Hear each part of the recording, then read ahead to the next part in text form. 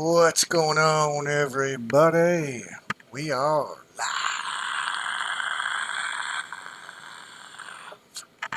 once again back for a little bit of a late night stream. If I can be up a little bit tonight, got the day off tomorrow.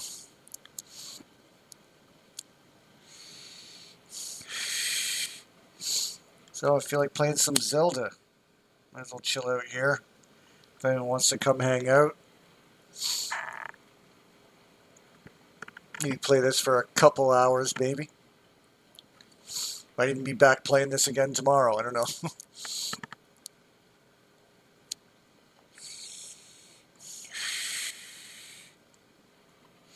Not sure if I'm going to be doing much tomorrow with everything closed. Just a random Tuesday off. But yeah, playing some games. That's what I spent all this money on. I might as well keep going at it.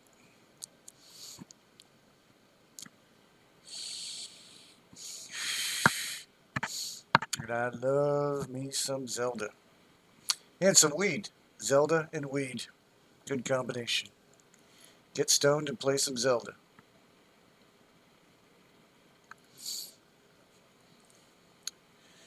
Nothing else going on since I logged out. I got some of my rants out of the way.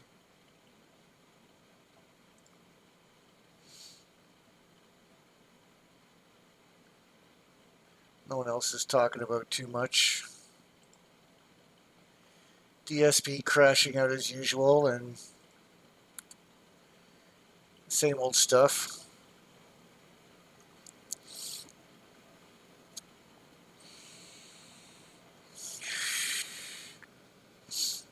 See if anyone comes in and hangs out in the chat tonight. Don't usually stream this late on a weekday.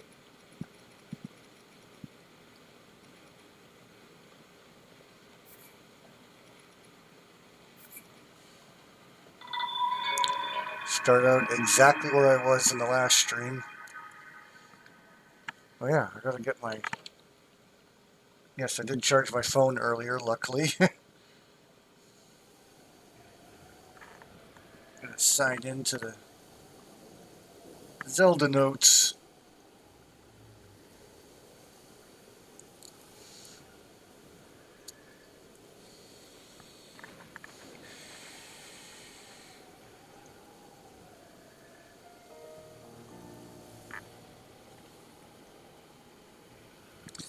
As there's a sleeping Hinox in front of me.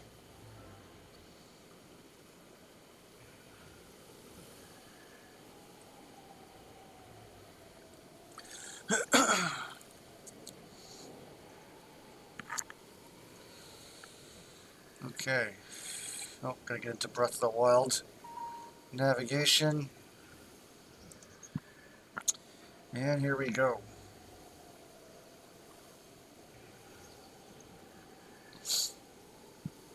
Next stop is the Zora region.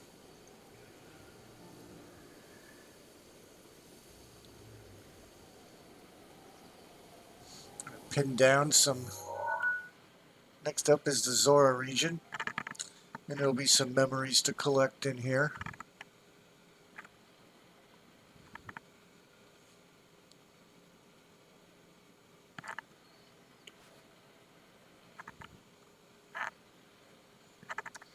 Right over here.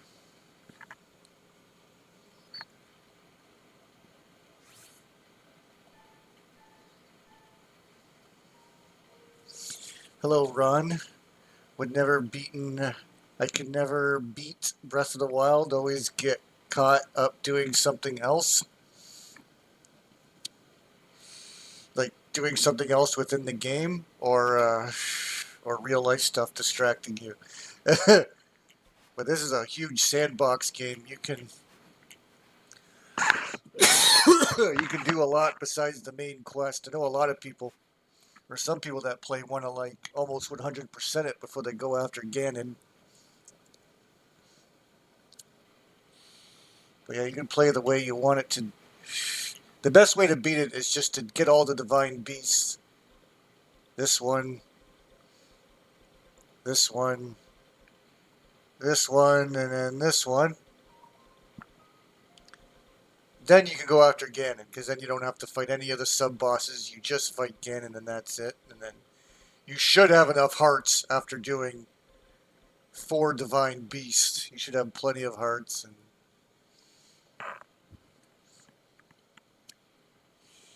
you'll have all your abilities to help you out. So that's the easiest path to victory.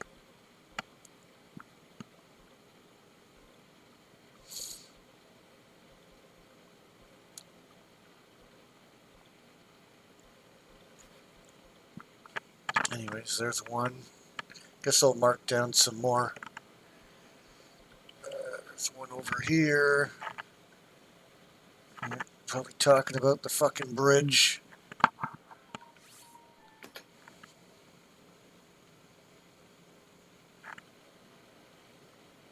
One over here at this dam. Yep, it's at the fucking dam.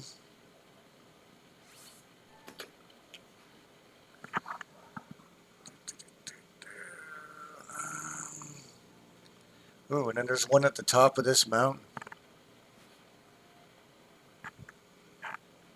No, this one here. This is where the quest is, where you have to gather all the arrows. And there's a fucking Lionel that patrols this area. You want me to go right here. Nice. That's the 4 that's in the Zora region. I guess I'll leave it at that. Let's go into the Zora region from the tower. This is one of my favorite parts of the game, because I came here. This is the first area I visited. You know, going away from Kakariko Village. And I had to take this entire path all the way through because they make sure that it's raining so that you can't climb anywhere or anything. You have to take the path.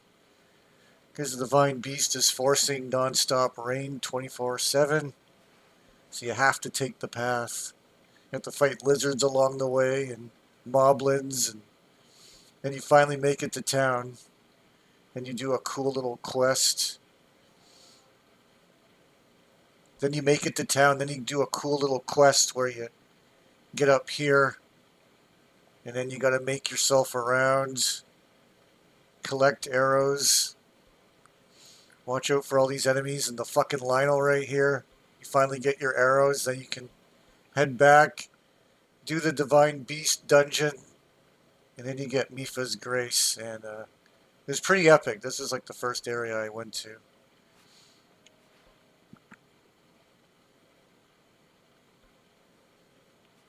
And it was pretty tough being a new player trying to get through this forest and over here.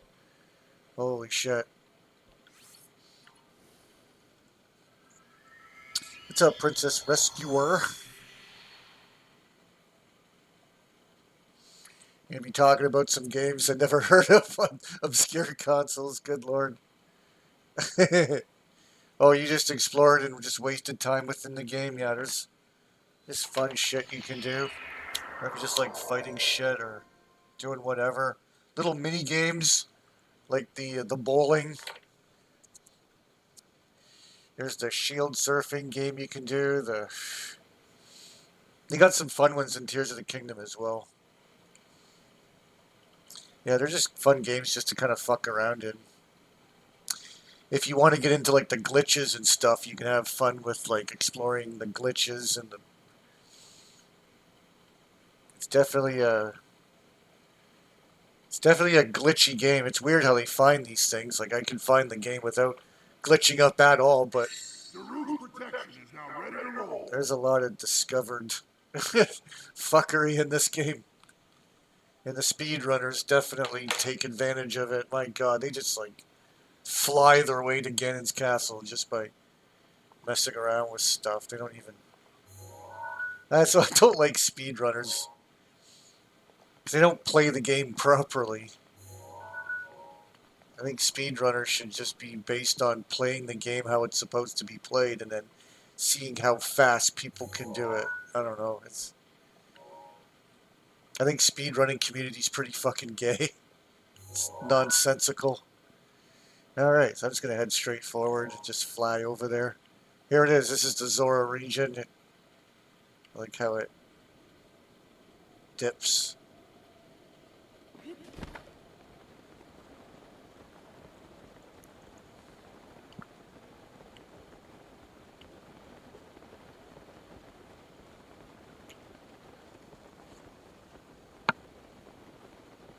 But when you first come here, the Divine Beast isn't sitting there. He's over in the huge, I don't know, lake area shooting water everywhere, causing it to permanently rain.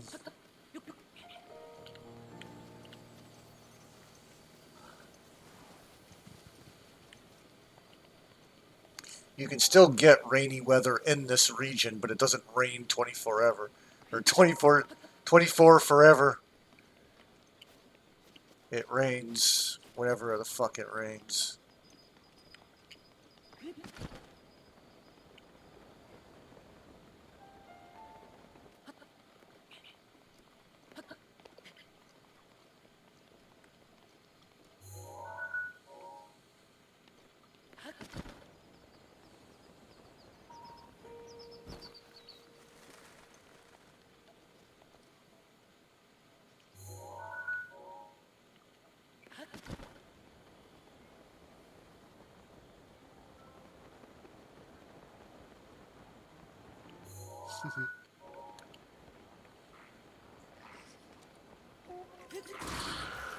Oh, he saw me coming.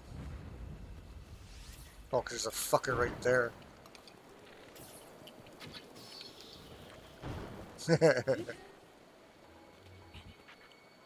Getting up to fight me, motherfucker? Yeah. Looking for arrows. I don't know.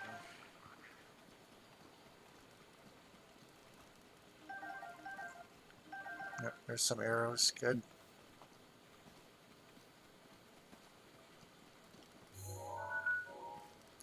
I gotta get up here.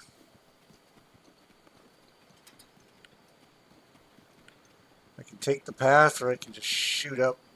I should be able to shoot up. What's... Yes, a glitchless run has to be the proper.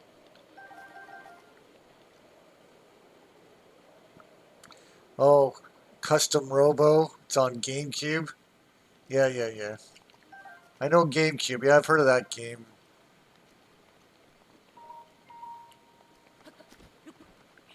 Is there like custom? Is there like Chibi Robo or something?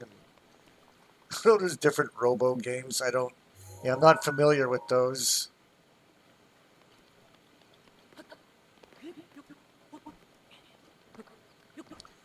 I can play any GameCube game. The emulation runs fine. Is there a game you recommend? Oh, Chibi Robo is a different series. Okay. So is a game? That's what the game's called. Custom Robo. Is it based on like an anime or something, or is it?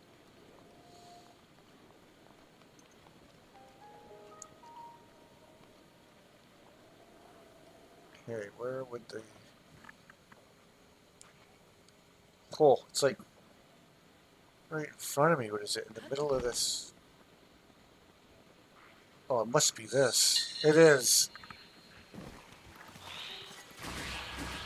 These stone monuments erected along this path detail the history of the Zora in King Dorophan's words. Thus far, only 3 have been made, but once the rest are completed, travelers will be able to learn even more about the Zora. Yes. Okay, it's just going to refer to all the stone monuments.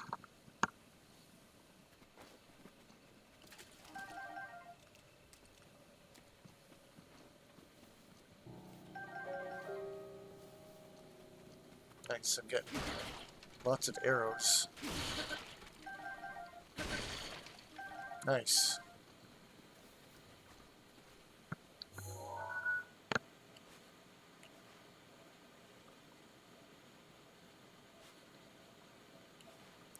This will take the path. It's getting late. I'm gonna camp out.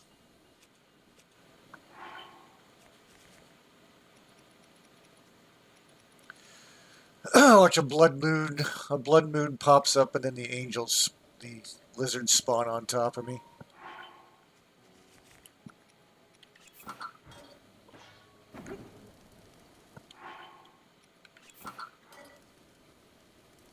Hey, what? Hey.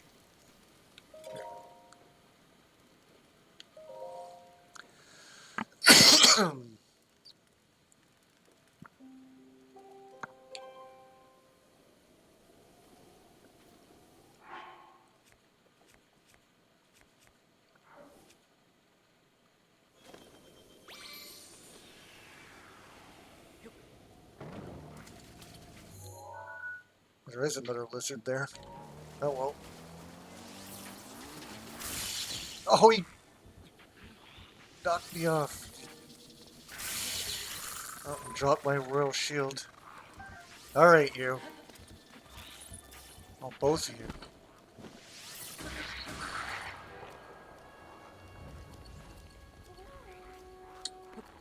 To go after a huge lizard camp now.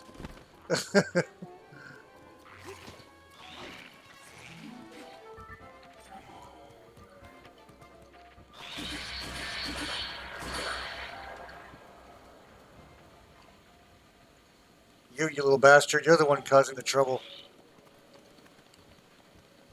Come on, go grab your stuff. Is he lost or something? What are you doing?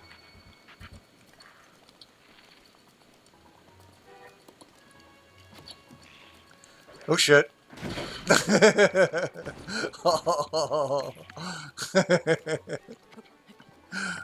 You little fucking bastards. You're gonna get it now for that. What the? Wow, you little shit. And where did you come from?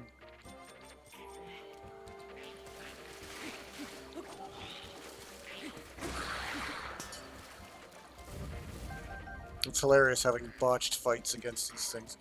They're fucking coming right at me. Giving the A, I'm underestimating the AI. Alright, what do you got up here for me then? For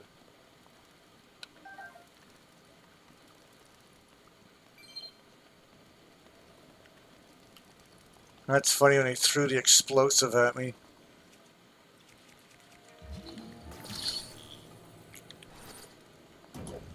Why, why do those not break half the time? They should always break that high. Go, go. There we go.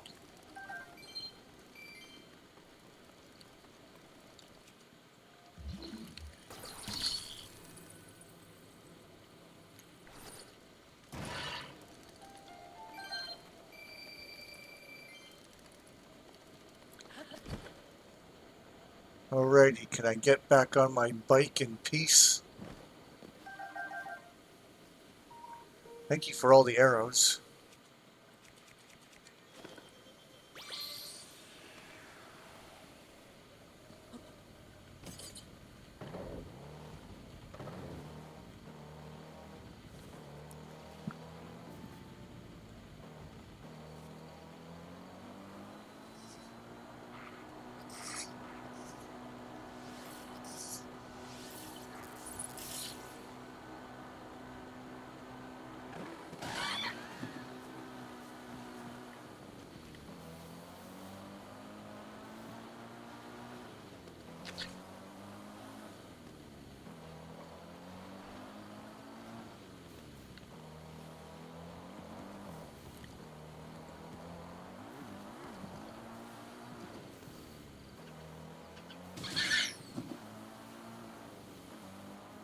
What the? I missed the path. It must be over here.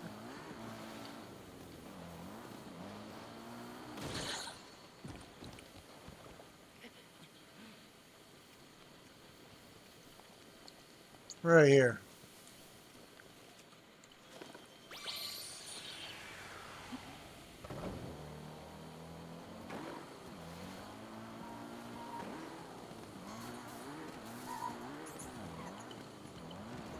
Oh no.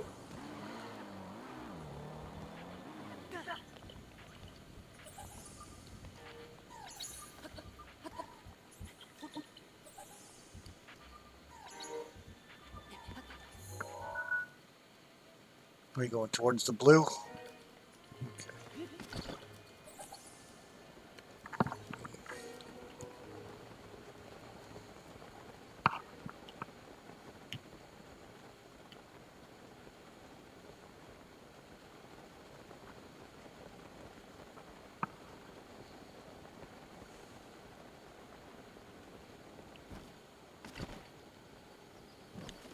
Alright, take it away, Princess Zelda. Talk about Zora Town.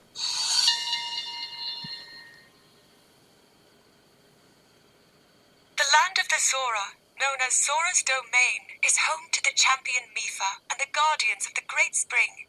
We have a long history of cultural exchange with them, dating back even further than 10,000 years ago. This promenade is a testament to that long-standing relationship between the Zora and Hyrule. Hello there, legend. Yeah, I'll look at a video on custom robo if it's something that I might like. Not sure. You're back from the beach and burnt like a like a red lobster. Shit. Not a sunscreen guy, or is it like your first major dose of the sun this year?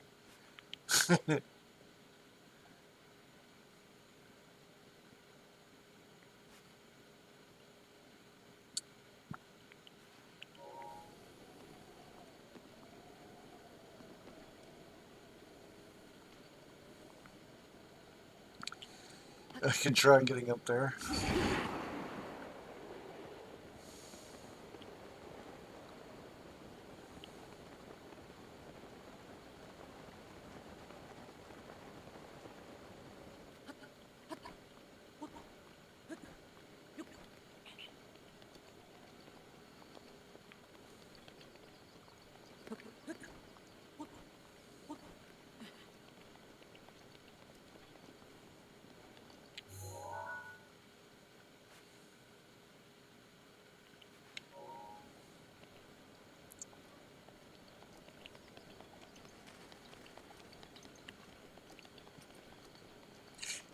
You forgot the sunscreen. Yeah.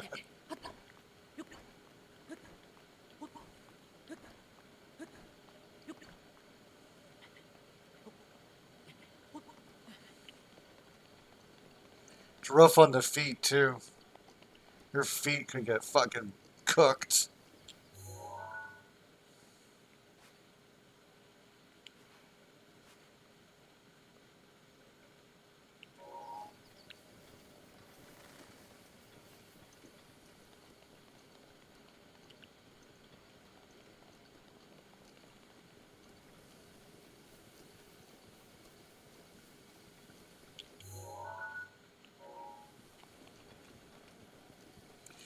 Your feet are killing me. Yeah, I find like the tops of your feet is one spot you cannot forget to put sunscreen on because, oh, just somehow you're just the top of your feet, I guess because they're pointing upwards, they get fucking roasted. And it's like thin skin too, and it's like, you know how it is. You probably don't want that burnt. Just like the top of your head, just facing the sun directly.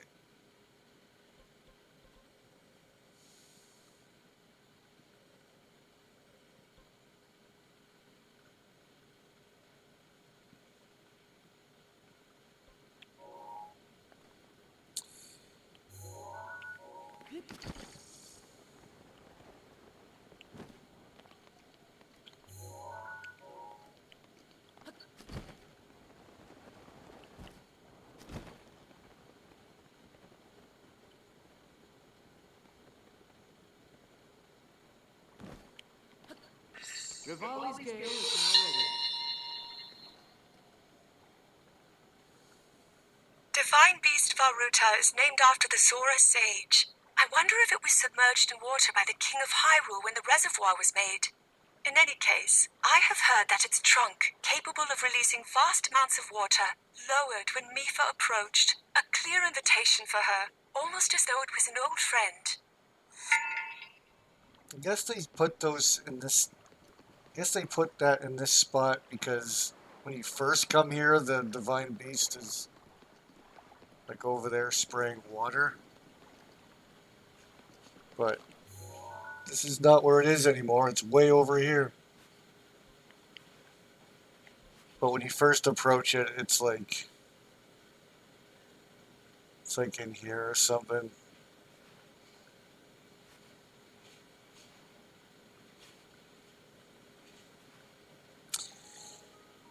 Okay, so next I gotta get up there. Yes, this is the shrine that was added in the expansion. This one and this one. Before there was no shrine up here. This was like a quest getting up here and going around. They didn't allow any fast travel. But when you unlock the expansion quests, these then come up and you're able to get up to these mountains easier.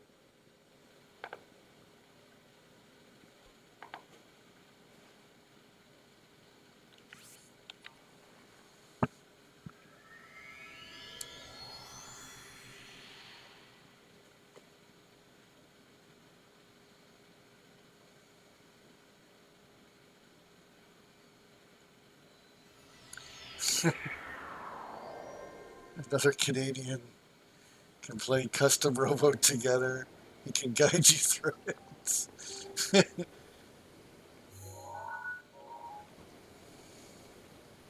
I'll see. I wasn't really big into those games. I did play some of what was a custom robo game that I played before. The one on PlayStation, Armored Core, I think it was called. And my buddies were into that.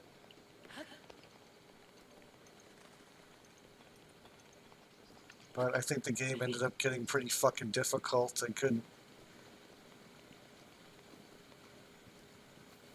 There should be a Lionel. But it'll be a basic Lionel, one that's not worth fighting. I'll just be picking on him. Yes, that's a Lionel that will never scale up. It's always going to be a basic red Lionel.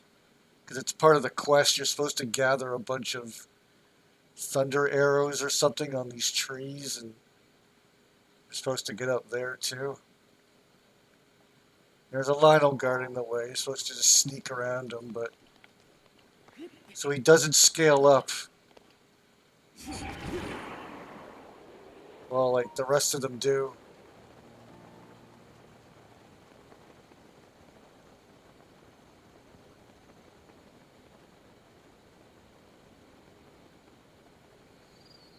If you get here early in the game, you definitely don't want to mess with that thing. You gotta make sure you stay away from them.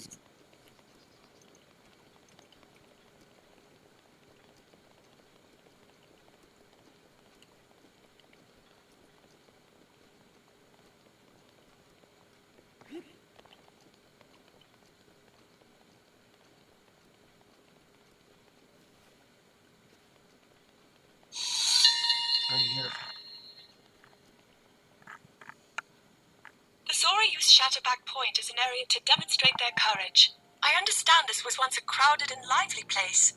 Many young people came to test their mettle. But ever since a Lionel took residence in the mountain, no one dares go near. No one except Sidon, I fear. Eva expressly told him not to go, but he got a look in his eye when she did.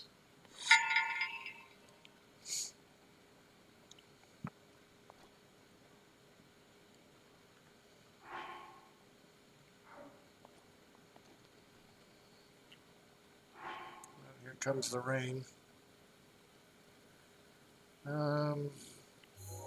Okay. Don't know why the pin isn't disappearing, but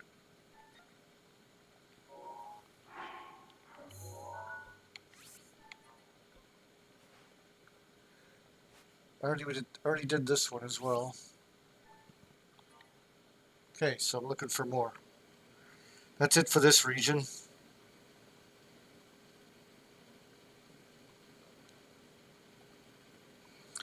guess we can head on over here. The Akala Plains, or whatever it's called.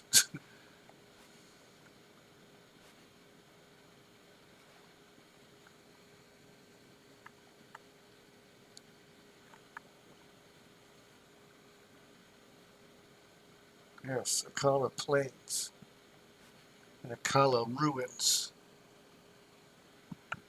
Right over here. Right where this Korok seed is.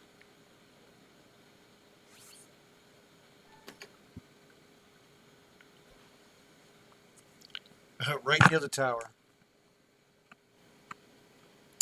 And then there's another one. Ooh. In this area, this is where the couple guardians are hanging out here.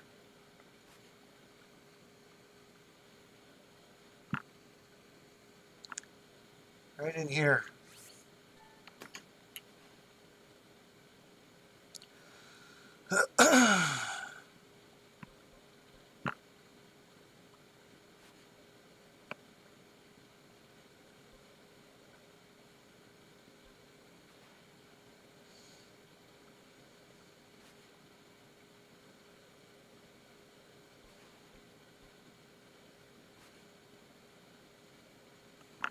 Sorry, I'm just looking around here.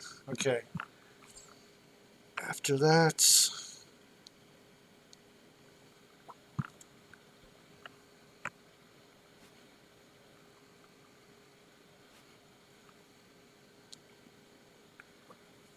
time to go to the Spring of Power.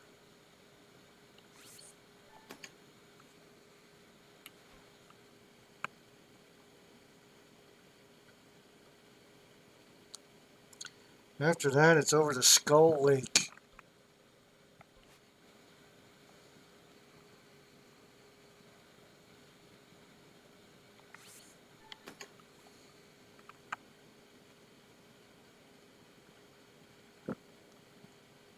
I think that's good for now, unless I want to get this one over here.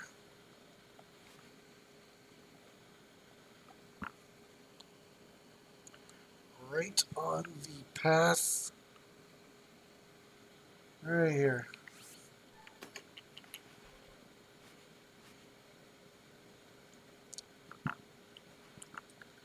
Well, I guess I'll go from the tower, or even this tower's closer.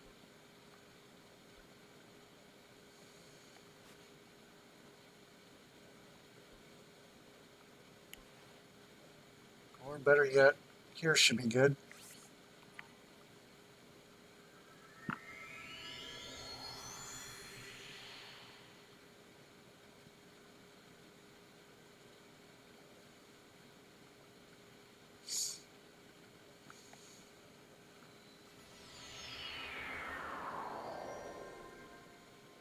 It's a 3D fighting game, but with guns and bombs. Oh, like Virtual On? Yeah, so it's like Armored Core.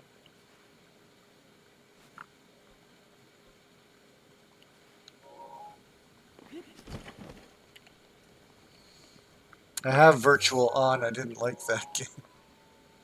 I don't like those games, really.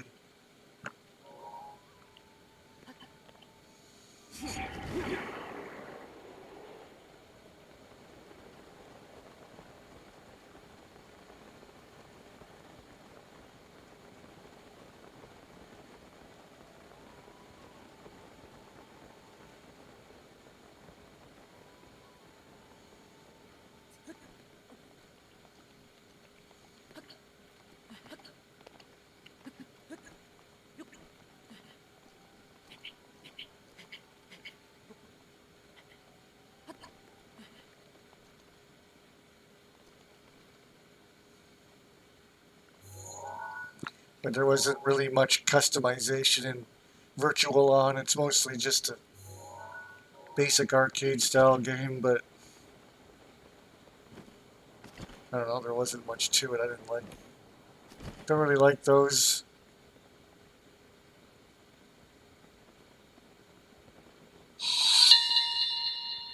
There we go. beyond the moor of Death Mountain is a scorching region. The heat from the flow of lava can be intense. So intense, in fact, that it can take one's life should they fail to prepare accordingly.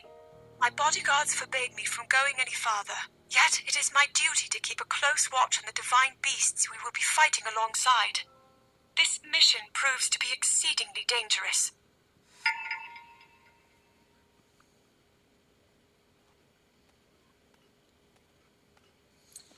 Okay.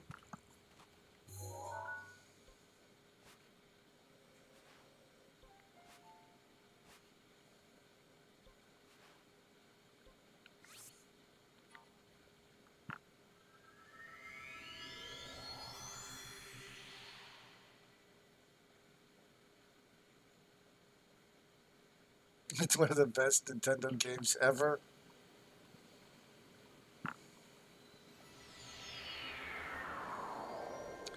No, the gameplay is like Power Stone. Uh-oh.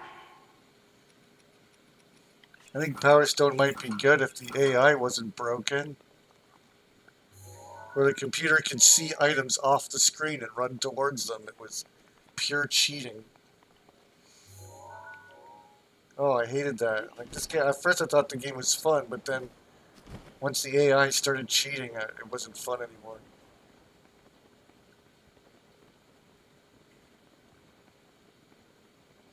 AI shouldn't be able to see where all the items are off screen. I can't just run to blank items. Oh, I remember in... Oh yeah, in Tears of the Kingdom, I remember this fondly, this spot. Because this ooze was not all there. The tower was not here. But like all the basic structure was all intact. And there was a gloom in here that fucking gets you. Yeah, they changed this area up quite a bit. Here's my Zelda thing. The captain of Arcalis Citadel was quite proud to tell me how its defenses are even more fortified now, with the brand new cannons installed. He also detailed how the bridge at the entrance is a simple structure which can be quickly removed in case of enemy advancement. It's clear why the citadel is considered impregnable. Yeah, it's one of the toughest towers to get. It's way up high on top of a citadel. And this citadel is guarded by drone guardians.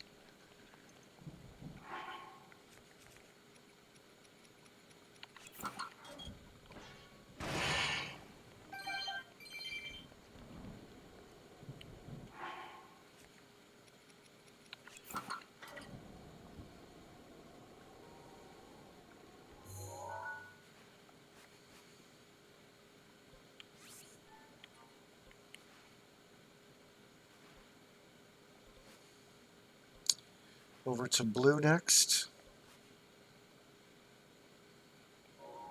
I guess I can fly from here. Oh shit, it's fucking raining.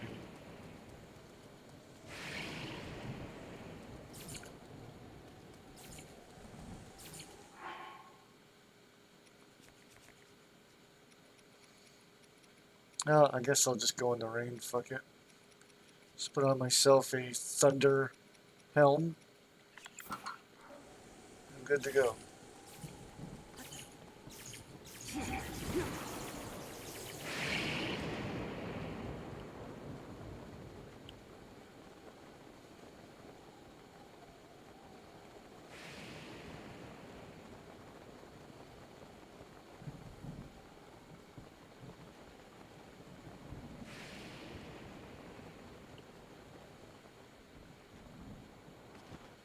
Can see the guardian. Can see both guardians.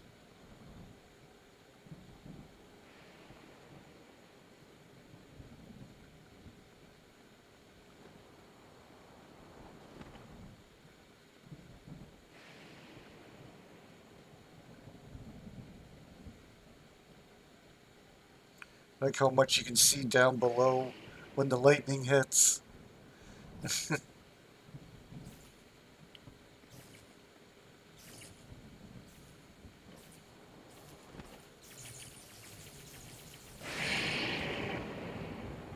Probably better if I get another jump.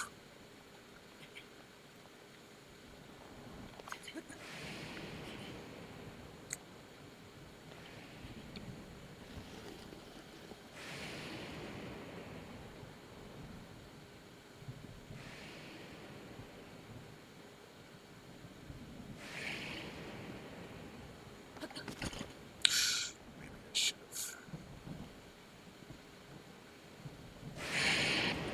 There. This guardian's gonna see me. I don't have Rivali's Gale ready.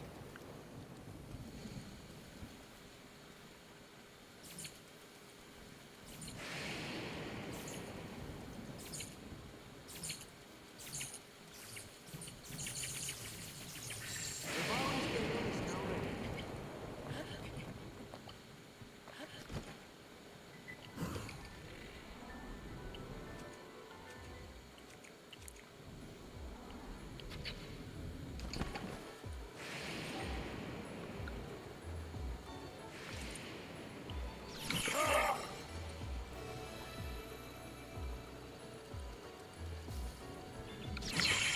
Bam! Perfect parry. Oh, well, Durin helped me out there. That's what he's there for. Take him out the easy way.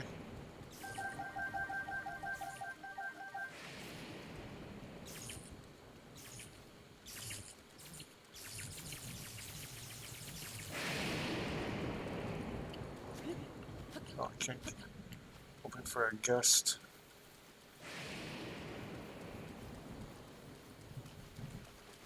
Kill the other one.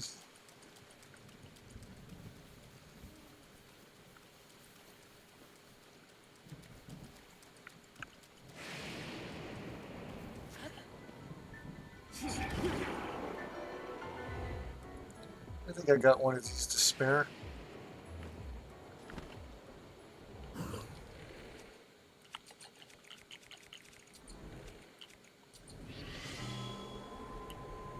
Where's the iron one?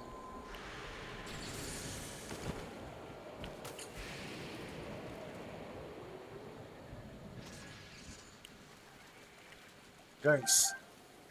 Another ancient core.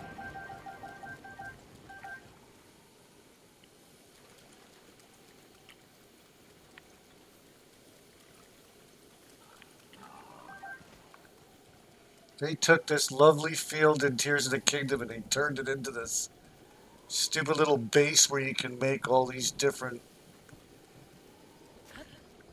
vehicles you can ride on with the Ultra Hand gimmick. He destroyed this nice field and turned it into that. It was terrible. Had a stupid little course on it and everything. Super lame.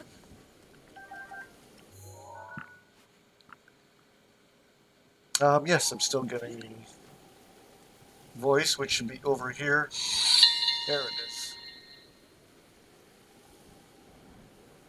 There are ruins scattered across Tauren wetland. It would appear this place was once a settlement. I imagine the village may have been abandoned due to the inhospitable nature of the wetlands here. The soil is so damp that it would prove challenging to build on. Yes, it fucking rains all the time in this area.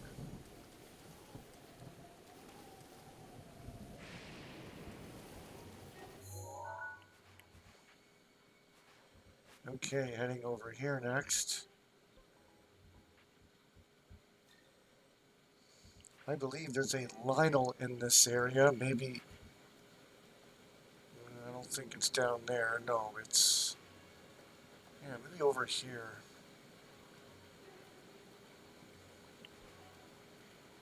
Yeah, I think that's it. But the spring is right here. And the shrine is right here.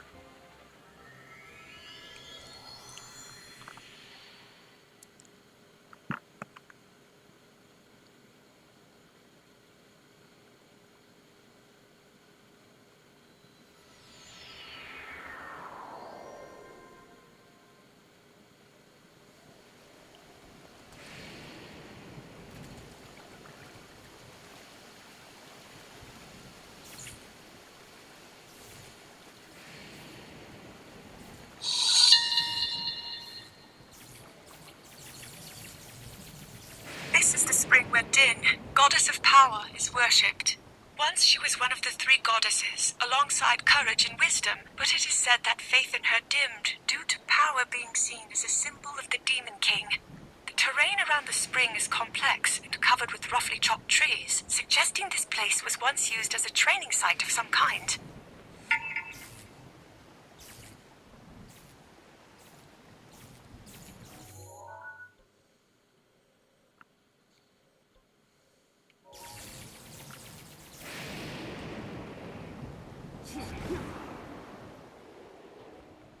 Oh, yeah.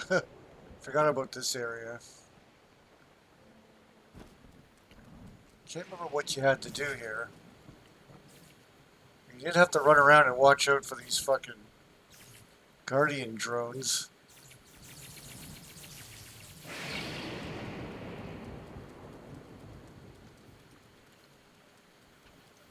Alright, I'm a little sick of this rain.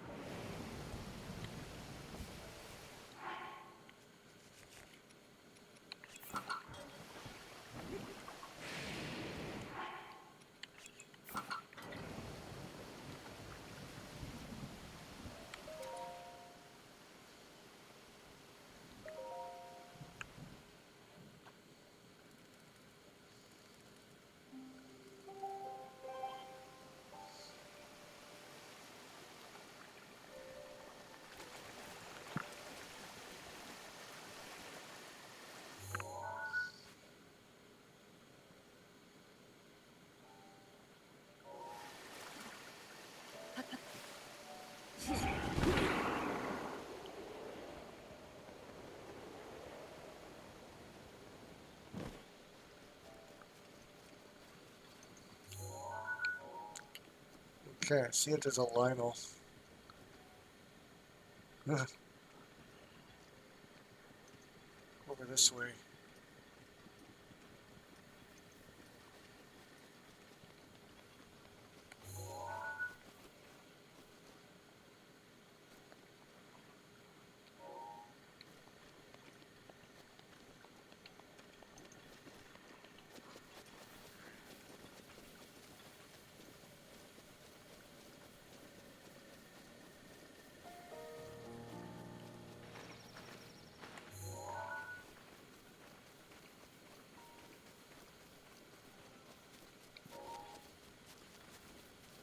Oh, no.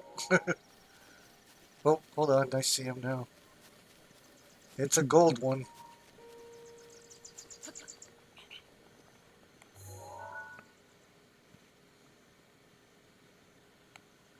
What kind of weapon does he have? Can I tell? He's got a two-handed weapon.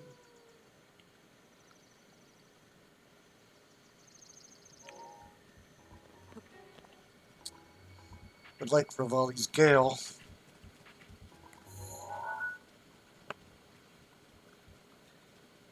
I can only see a shield and a bow. I don't even...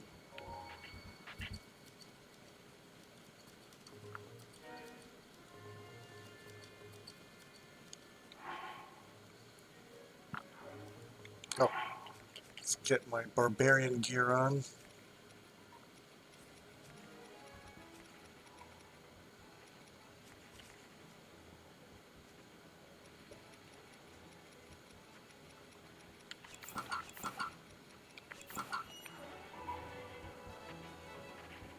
Once Rivali says ready to attack.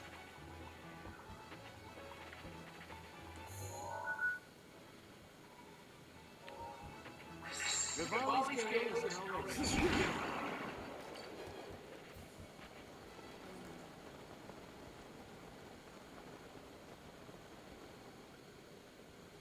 Hopefully I can lay it on him backwards.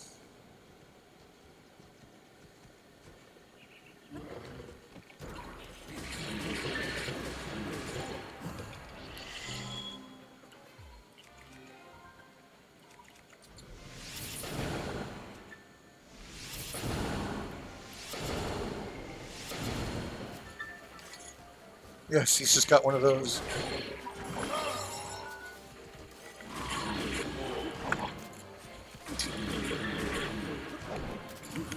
Have to do it without the Master Sword.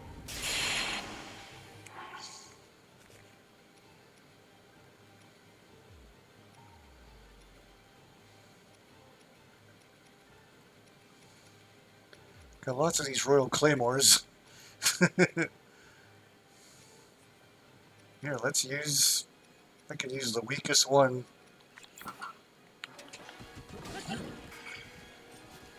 Come on, motherfucker. Are you gonna run away, are you?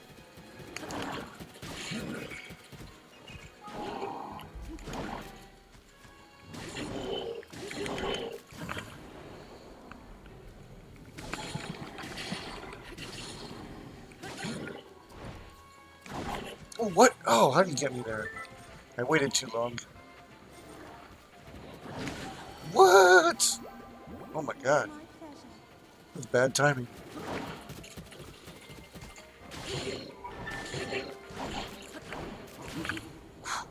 Shit.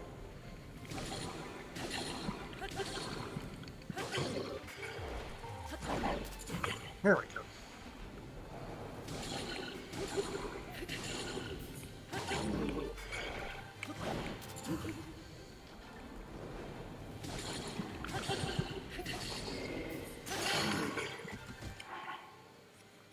Got rid of that weapon. Let's use another one. Or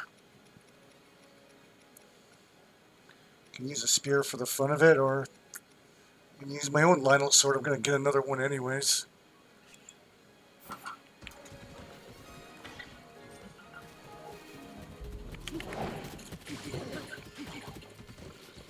Oh, we get it. Oh, you tricked me.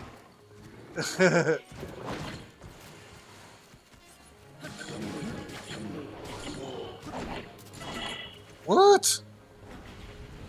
Are you serious? Okay.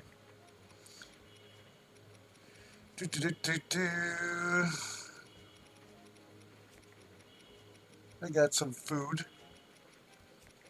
Yes, I enjoy fighting the toughest enemy in the game. Come on, food, where are you? That'll do.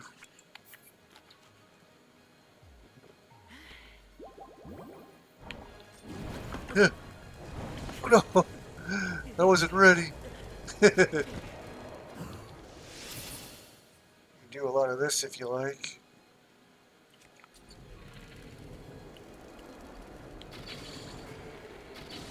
Smoke him in the face. There we go. Ding is what you need. Now he's gonna be hurt. Now you can mount him. Get him some more. Except you can't get him in the face here, but...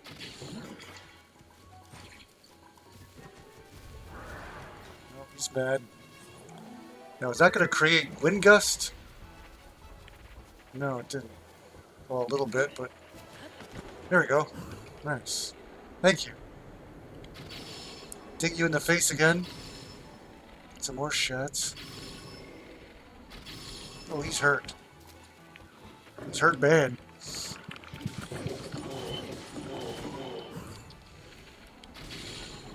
Dig him some more.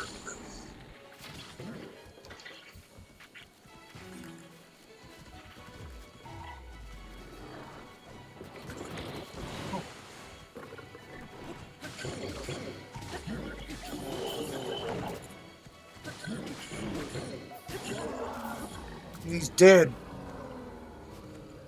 Another gold Lionel. Put up a good fight, though. He's pretty quick. Had to use some food. Savage Lionel shields up one. Yeah, I could probably drop one of these shitty shields. Like this.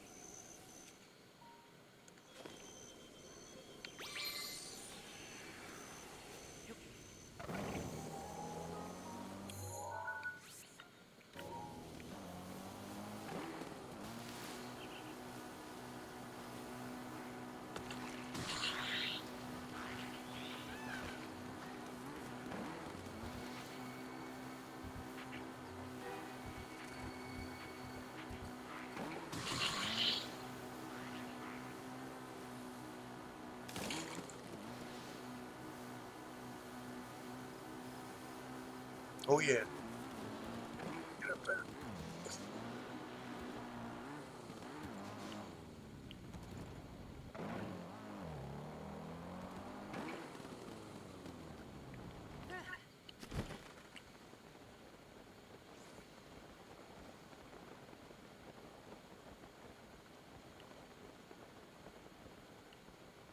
Right here.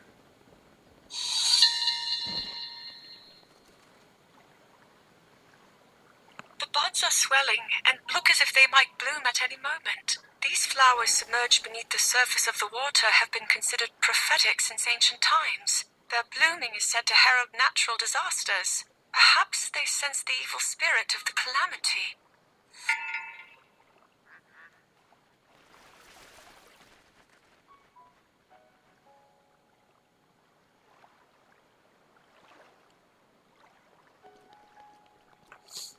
Okay.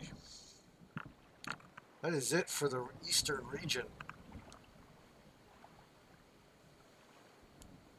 There's the Death Mountain to go next, and all that's there is just memories within Goron City, so that's going to be easy.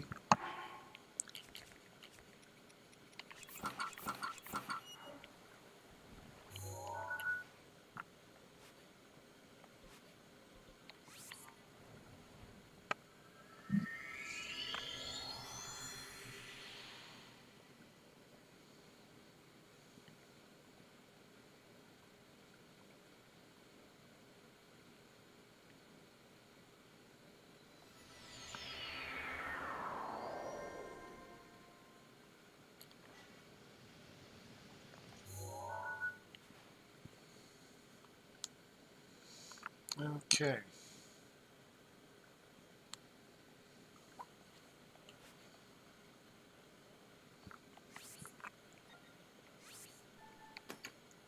Right in here will be one.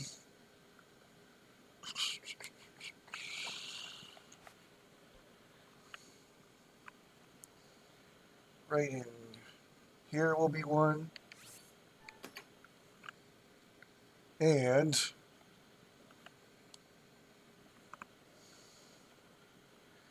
right before the town, probably, yeah, right out here will be one. Delete the ones I've been to. Just that one, I think. Okay.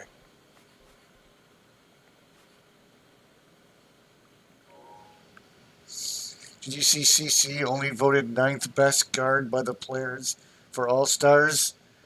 Yep, number 1 by fans, number 3 in media. Yeah, completely. Like, this just exposes that the league truly fucking hates her. And I don't know what more indication Caitlin Clark needs to get the hell out of that fucking league and let it burn. They don't appreciate her being there? Then leave. And start your own league and watch and laugh at how more successful it'll be. Fuck that league. They don't deserve you. They fucking can't stand you. They want to be an NBA charity. They're fucking pathetic.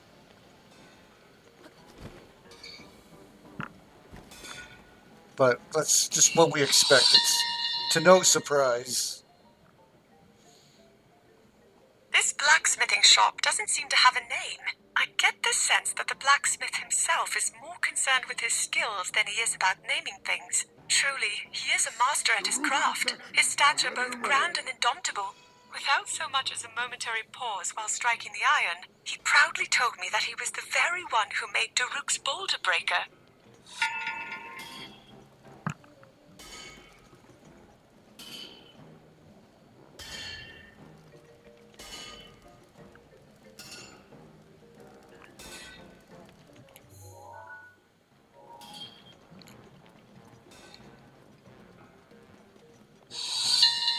Okay. When I dropped an apple here, it wasn't long before it became a baked apple. After that, I tried my hand at grilling some meat and fish in the same way. I found it rather convenient, without need of a pot or a fire. Although one Goron watched me curiously, I imagine it must have been an unusual sight for him. After all, they primarily feast upon rocks.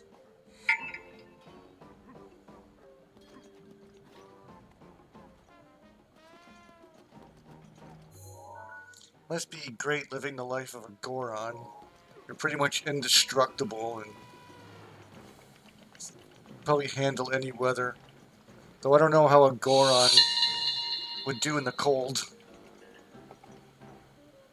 Goron City is watched over by Daruk, chief of the Gorons. Despite coming equipped with fireproof elixir, I didn't quite bring enough of it. I settled on making more myself, but I was having trouble catching fireproof lizards. The Gorons, seeing my struggle, decided to help me, and, well, now I have enough fireproof elixir to last the rest of my life. Can't catch lizards, can you? Zelda? Oh, it's too bad. I know catching lizards is kind of annoying. What's in this place? Oh, by the way, fuck, I gotta check for arrows to see if arrows are back in stock in all these towns. I was gonna say, it's one thing I like about this game is that the towns are nice and small. They're not like these giant, overwhelmingly huge towns. They're just exhausting to explore. They basically just have your necessities and that's it. Yeah, look. There's no fucking arrows for sale. Still. Seems like more than enough time has passed and still can't find any arrows for sale. Okay. Well, that was it. They all came sooner than I thought. That's it for the Elden region. Okay, so Lost Forest. Guess I can travel to the Lost Forest from here. It'll be a nice view into the forest. Neva's grace is ready.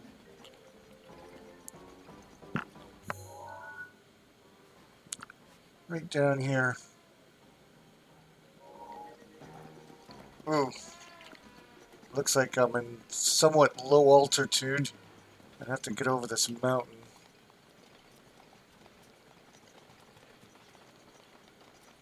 Yeah, this is like one of my favorite regions almost because you don't have to deal with any rain. It's nice and bright and colorful. The lava looks cool.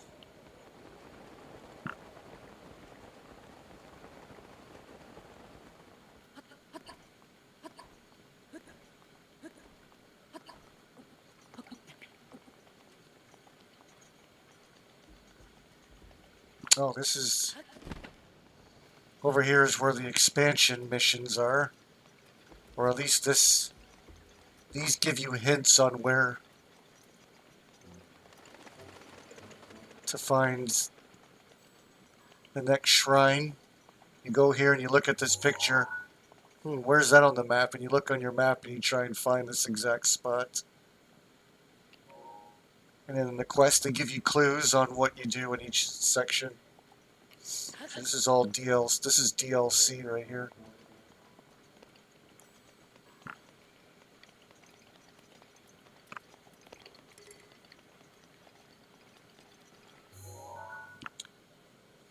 Okay, right down here. I'll take a look at the forest from here. There's the forest down there.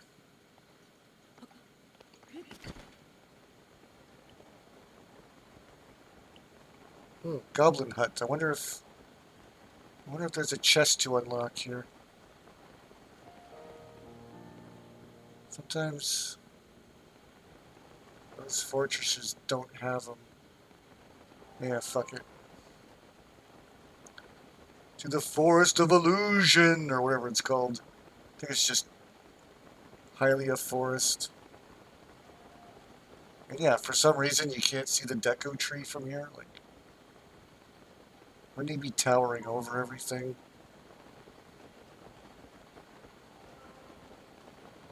You can see one of the shrines in there. Rivali's scale is now ready.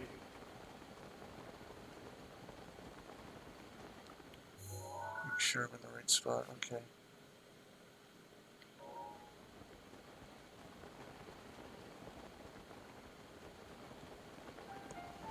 This is the entrance. I guess that's the Great Deku Tree right there. Is that it? I guess that's... Oh, did I get too close? Oh, no. Oh, good. They're going to put me right outside. Good. All right. Oh, here it is. That was a good idea. Took me right to it. Great Hyrule Forest is a sacred place where spirits reside. Only by following the wind's guidance can a traveler make their way through. The guidance is only offered up to a chosen few by the spirits themselves. Those who do not receive this blessing of wind will quickly find that they are right back where they started. It's easy to see how this grove came to be called the Lost Woods. So yeah, it's actually quite easy to navigate when you can just light a torch and then go whatever direction the fire is. Eventually the torches will run out and you're on your own, but the torches will point the direction you need to go in.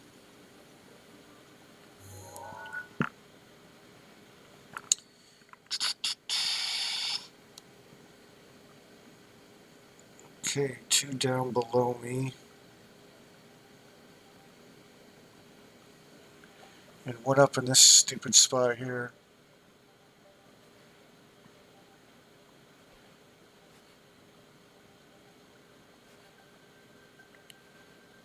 Kind of a bitch to get to, and like I can take the shrine, but the shrine's not going to put me directly in front of it. I guess I can just head on over there. Alright. Just going to get to the entrance of this stupid place. This stupid dark area.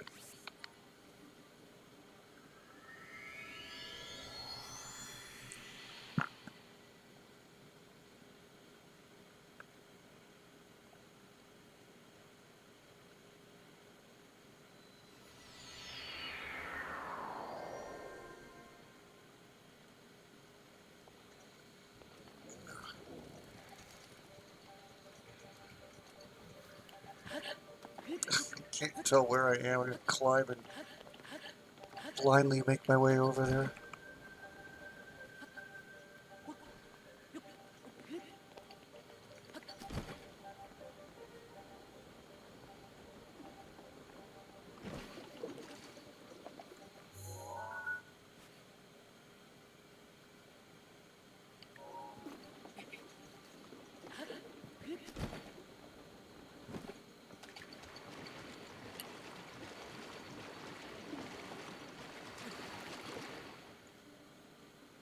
Where'd I go?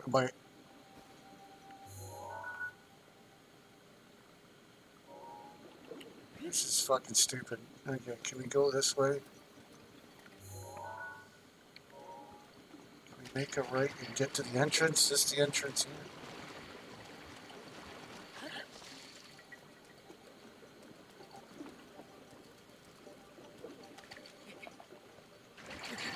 What the? The thing trips out and it makes me go... I'm right near it where I need to be. I think I have to go to the other side. I don't remember doing this at all.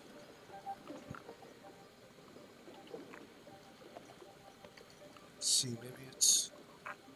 Should be like...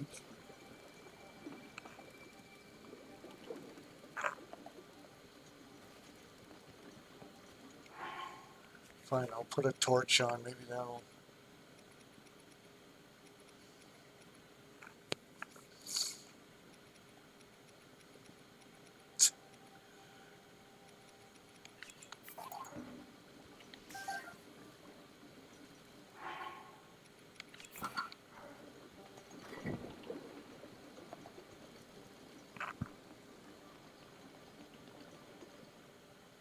What? Okay, good.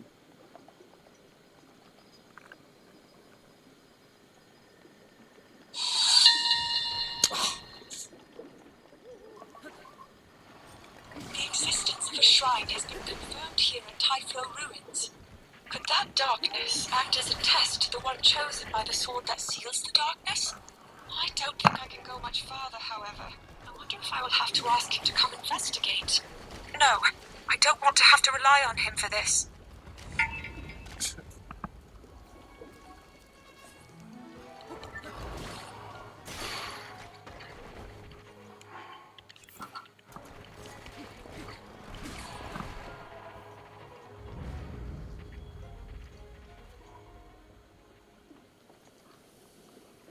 Yeah, this stupid dark area.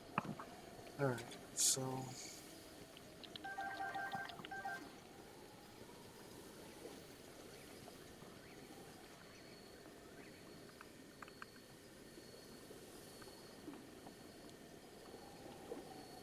I think I'll get these on the other side of the forest. Down here.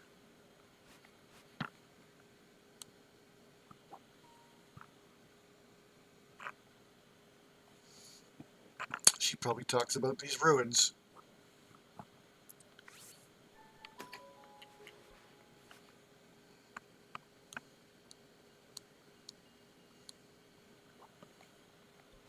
Down here at the stable.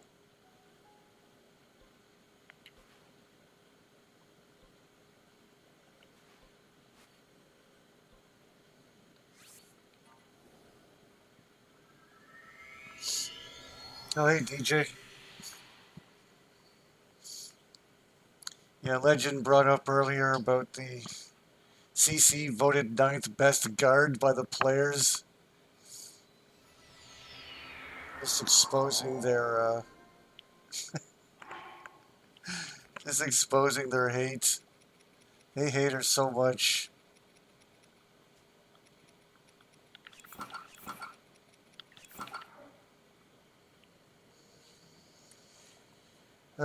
Famous basketball commentator Dick Vitale, the awesome baby guy. Oh yeah, I got the Genesis game, or I think I still have it, I don't know.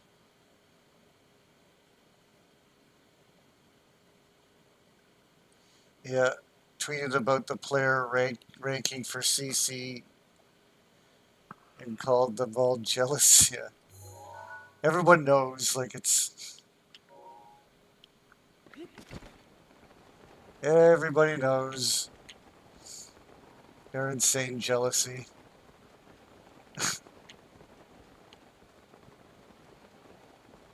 Just retarded activists. They don't know how to be grateful. They don't know how to be... They're insane.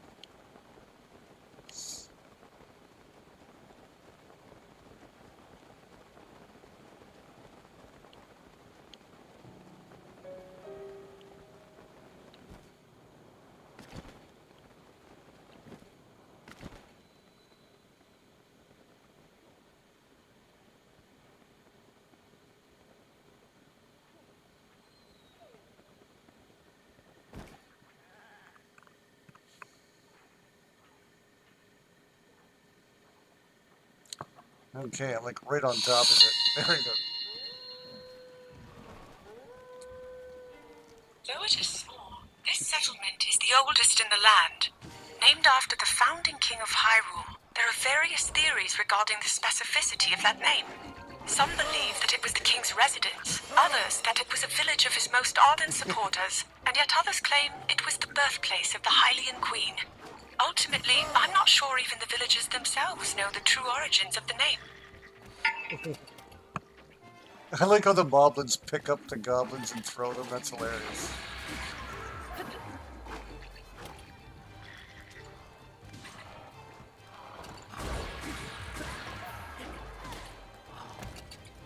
And this guy appears.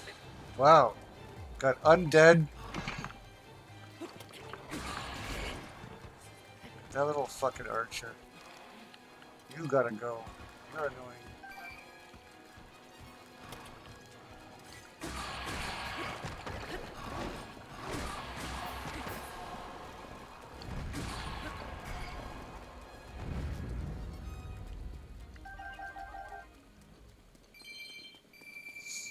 I had a Yiga guy attack me, undead, and bokoblins.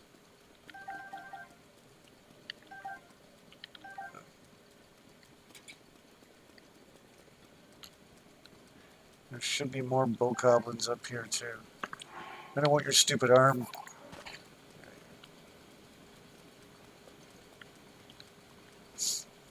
Oh, maybe not. Okay.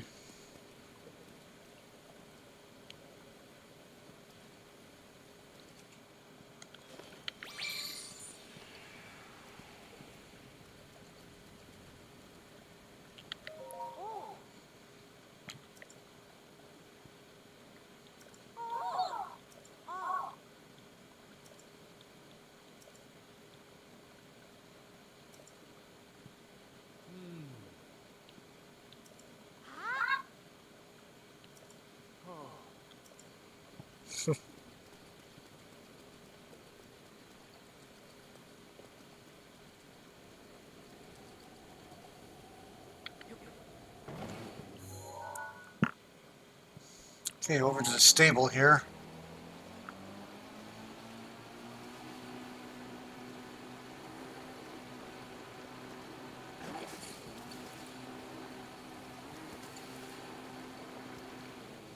Oh, there's a treasure box. Get these fuckers when they're sleeping.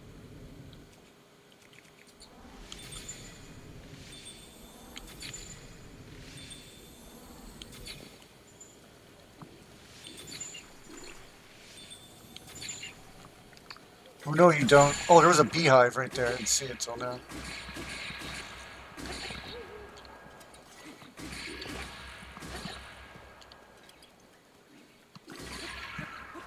The gold one out of there.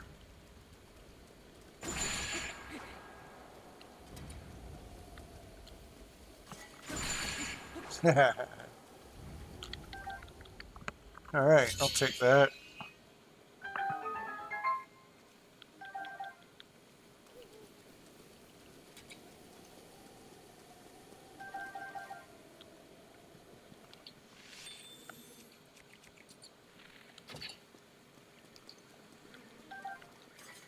Don't fuck with me, bees.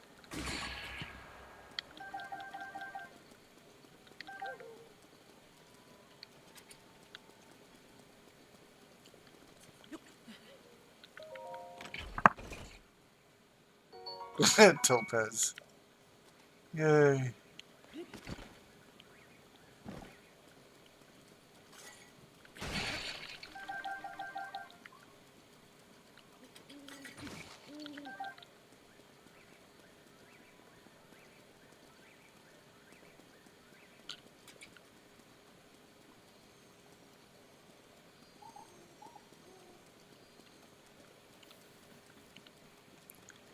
Alright, onward to the tavern.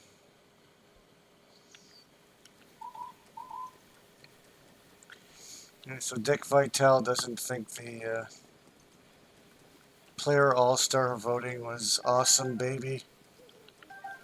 Unawesome.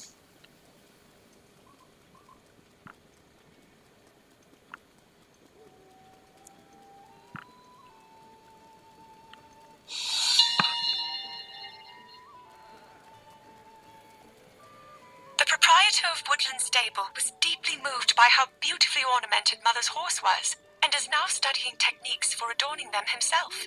He even braided my horse's mane to match my own braids. Mother's care for horses lives on in this way. It fills me with joy to see it.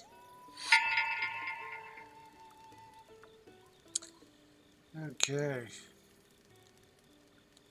Not going to Hyrule Castle, but there's some that are outside of it, but I think I'll save those for the last portion. Let's head on over. Head on over here.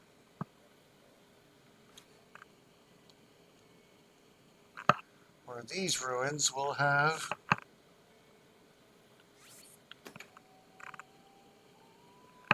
some Zelda, and there's some Zelda up here. These ruins, I think.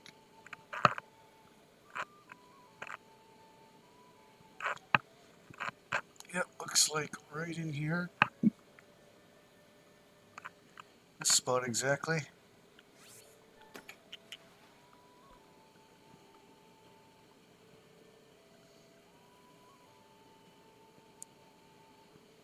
I guess I should go up here and get this one. Oh, but a temple.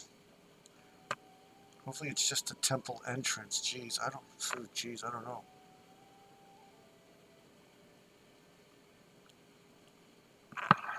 Maybe it's on top.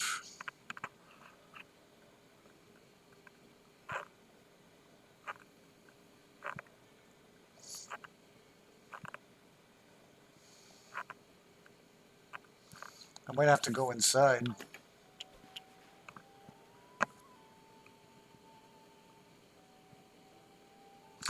But also, the shrine should also be like right next to it, so it shouldn't be a big deal.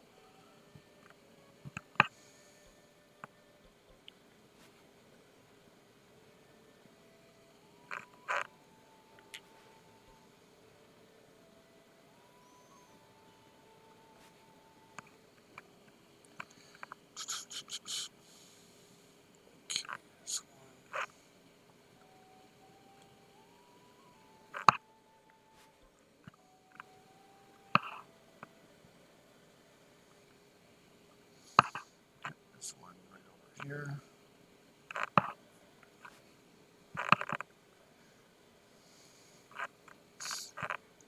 Right where these ruins are. Where is my blue tab? Oh, right here. Okay.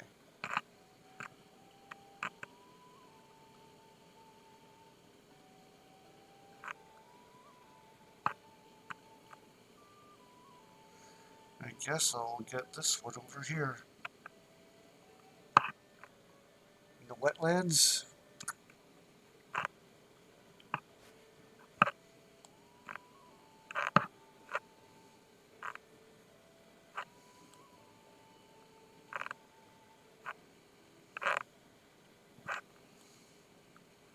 Right here. Okay.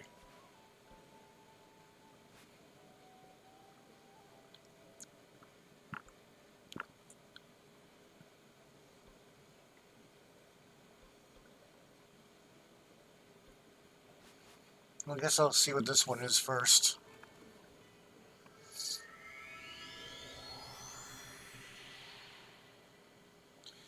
You like how Dallas found a way to keep their season interesting? And, yeah, Dick Vitale, he's got to be super old. He's tweeting from his deathbed.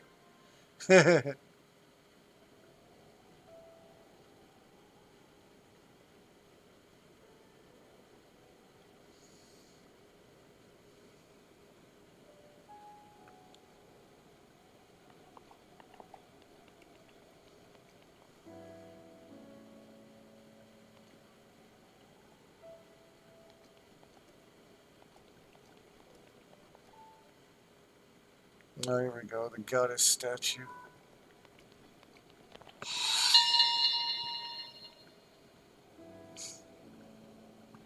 These ruins are thought to date back to the kingdom's founding. It seems likely that something of great value was once here, as there are many guardians in the area. Additionally, according to ancient documents, there was a room beyond the goddess statue, but it now appears to be buried in sediment.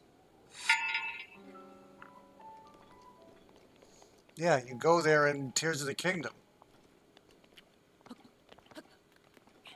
When you come here, the fucking statue is completely destroyed.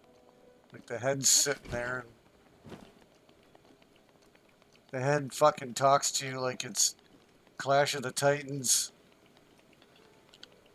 But yeah, there is lots of guardians in this area. You have to sort of fight your way to get here. Yep, there's The roof's protection is now two ready guardians to roll. right there.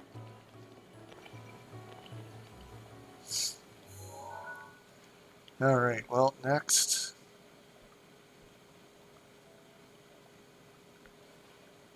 Get this one down here.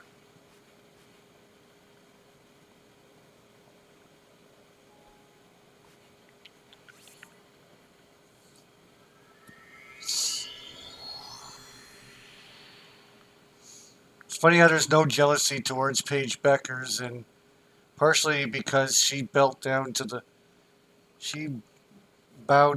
woke mob in her freshman year in college. Like, she came into the league bowing down.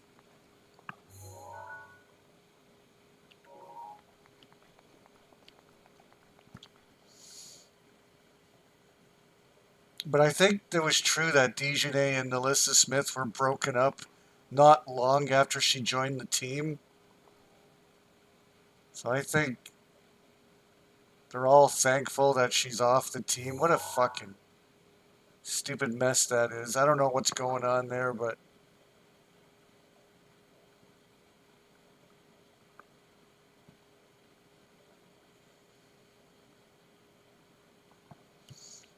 it's probably what they wanted.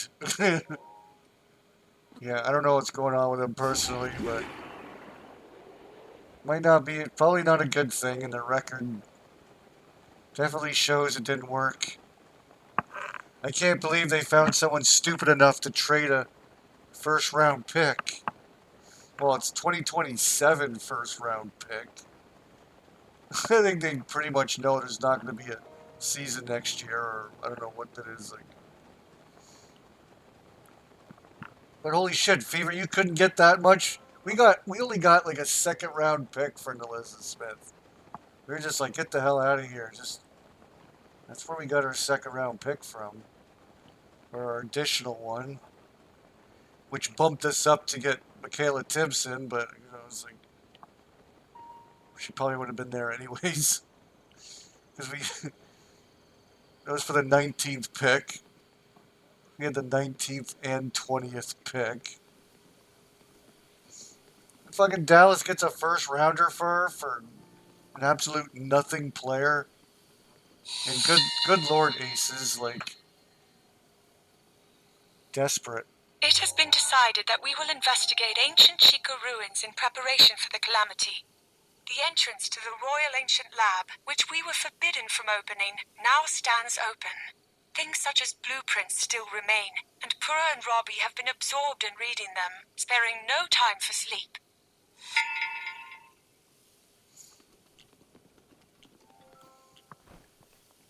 There's some butterflies in this area.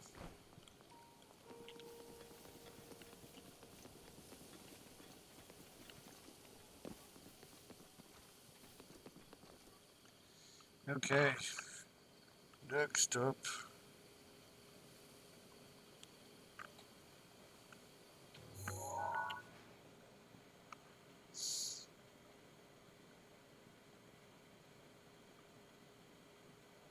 Well, I bet Mustard Flop is sharpening her claws.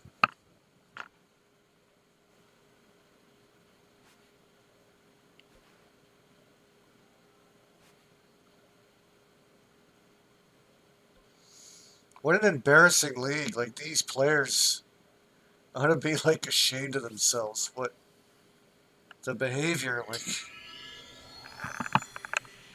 they should know full well nobody likes them.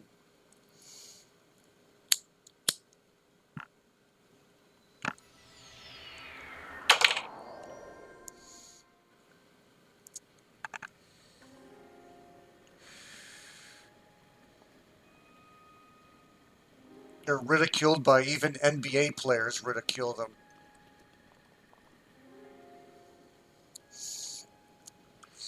Charles Barkley completely embarrassing them. Like, you can't get any worse than Charles Barkley completely burying you.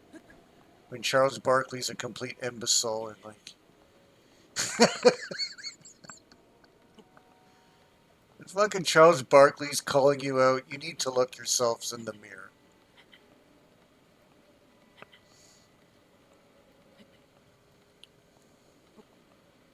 You need to listen to Sir Charles. When he's saying you girls are being pathetic and petty and jealous towards your moneymaker, and you listen to Charles Barkley. He is 100 times smarter than you. You should be looking up to him like he's a basketball god. Like, just take a look at yourselves in the mirror and ask yourselves, why does everyone hate us? What have we done so wrong that everyone, like, and maybe have someone else tell you the truth. You need a wake-up call. But these people don't ever want to learn. They don't want to mature or improve as a human being. They want to be the nutcases that the mainstream media teaches them to be. Encourages. They want to be the psychopaths that...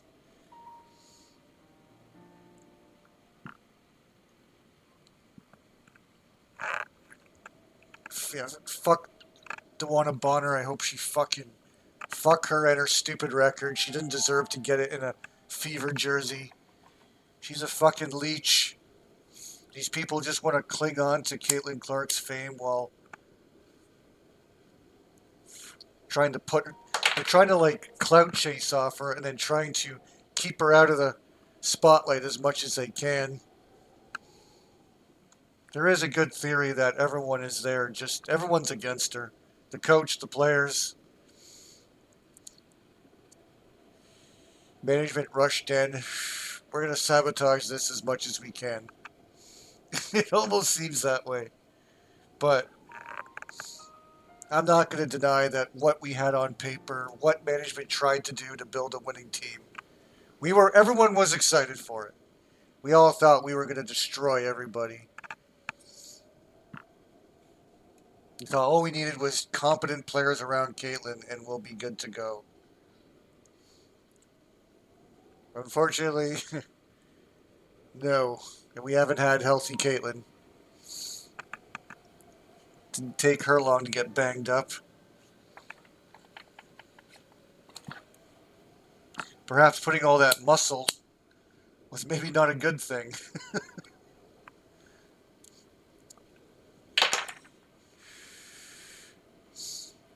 But yeah, these players are a joke. They don't have her back. If anything, she should be looking to leaving Indiana if things don't improve. Management did fuck up, and we shouldn't have got DeWanna Bonner on a max contract. That should have been evaluated a little bit more. What's her attitude like? Like, how did this all get set up? I thought DeWanna Bonner really wanted to come here and get her name out there and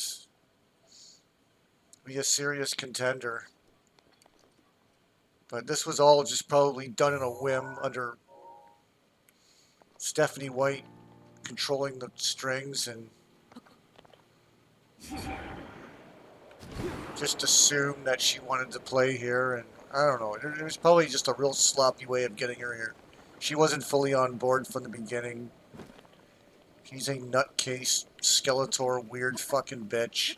Can't gel with normal girls like Sophie, Lexi, Caitlyn, Kelsey, Aaliyah. Like, there's no way a psycho like that would be able to gel in that locker room. We should have really seen it coming, but we try and give these players the benefit of the doubt that they're mature and they can work together despite any sort of differences in lifestyle. But no, she was not a fit. Brianna Turner needs to get the hell out of there too. Why haven't we waived her yet? There's plenty other players that we can sign right now that are better. It's just ridiculous. This front office just shit the bed and they continue shitting the bed. They cut the wrong players. We should have hung on to Tammy Fegbenley. She could have been amongst the 6 players. We didn't, because they didn't hold on to Grace Berger. That's why I thought, well, we can't hang on to Tammy Fegbenley because we need a backup point guard. So hang on to Grace Berger. And unfortunately, yeah, we might have to let Tammy go. But no, we didn't. And we ended up just cutting Grace Berger, just waiving her anyways. It's like, well, what 6 players did we hold on to? We ended up just getting a second-round pick for Nalissa Smith. Why did we should have just hung on to Tammy then. She was our best defensive player. And now she's lighting it up in fucking Golden State. You fucked up bad there. I want to know what 6 players were locked up. You stupid organization. They really didn't do much in the end of all this. They fucked up.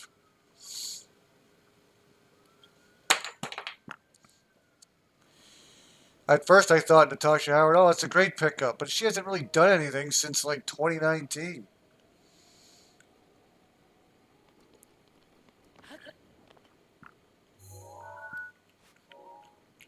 But there were no free agents, and yes.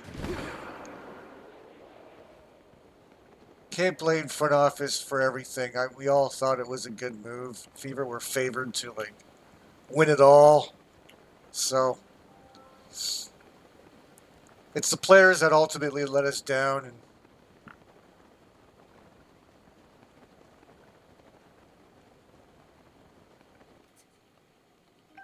like Cindy Colson, why? That was a move we all didn't understand. She's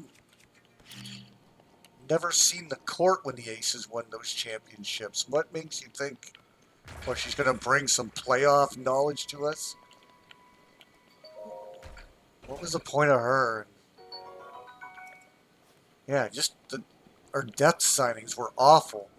Why don't we just get some players overseas? Why do we have to get terrible players that nobody wants? Why do we have to get them?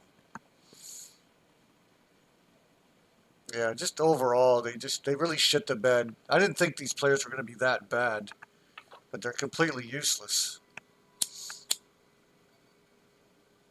And yeah, we just ended up having a bad team. Caitlyn plays on a bad fucking team, and nobody really has her back except for Sophie. Sophie was the only real good getter that we got, but she's not the type that like, scores a lot of points. But she's that enforcer that the team desperately needed. Since Aaliyah Boston just doesn't give a shit, I'll never trust her.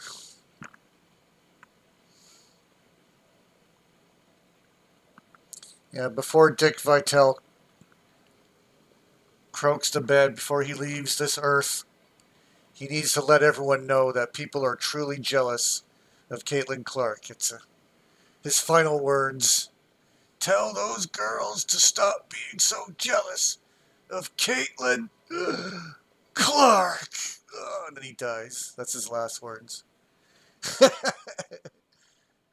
Before I go, before I pass, I must tweet how jealous people have become of Caitlin Clark. Now I can leave this world in peace. It's women's sports. Don't ever think they're just retarded. Yes, and you also have to remind yourself that you're... But there are men that involved, too, that run this team and run this league. In fact, Adam Silver is basically the owner. And he is such a gutless... He can't even run his own NBA. He's let the inmates run the asylum, and the communist politics have killed that league. They haven't recovered since, like, 2019, 2020. They're still trying to recover from that.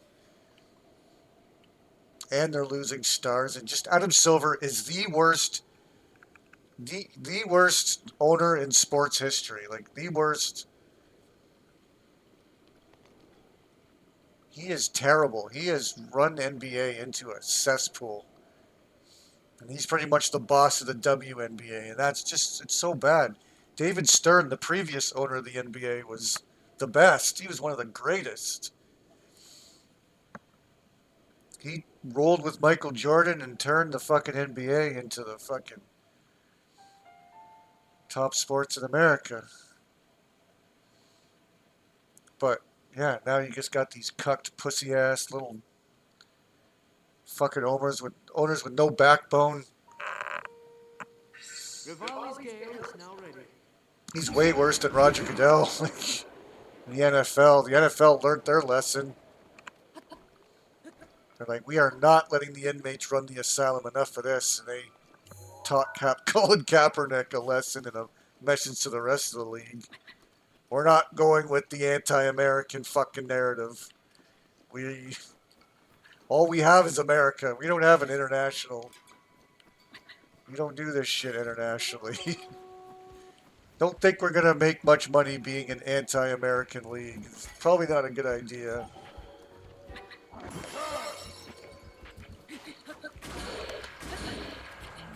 Get away, you stupid little... I don't know why I'm fighting this thing, but... That did get me. Hey, what the...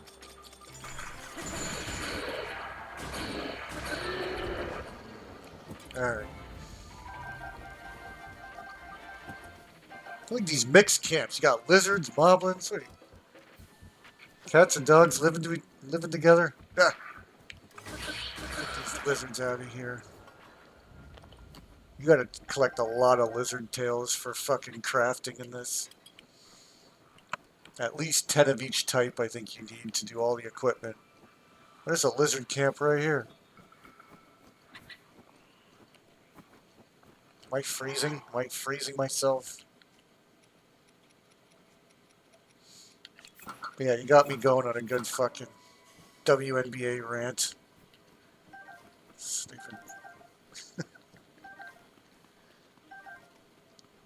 Alright, so this voice should be right in here somewhere.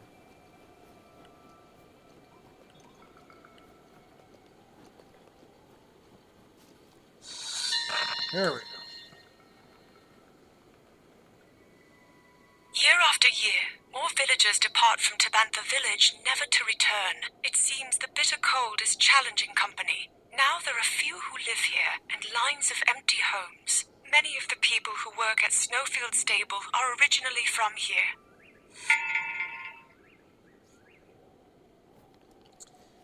Would be nice to see everything here intact. Yeah, they do have like all these little mini villages everywhere and ruins and shit.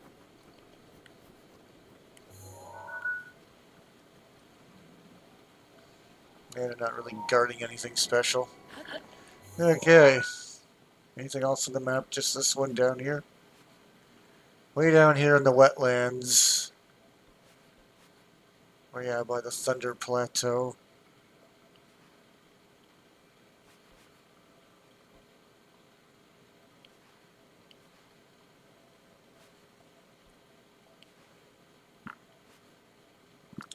So we'll go from the stable.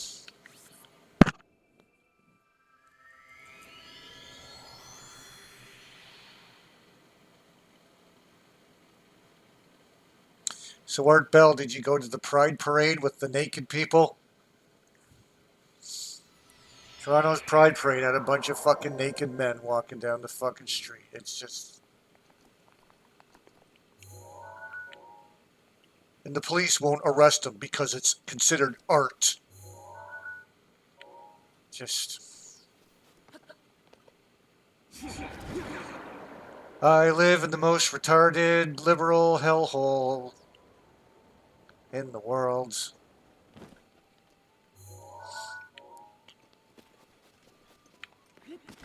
I think New York has similar shit, but I don't know.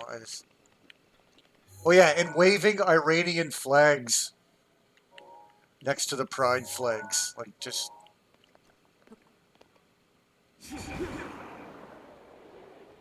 We are, like, Canada is easily one of the dumbest nations on planet Earth.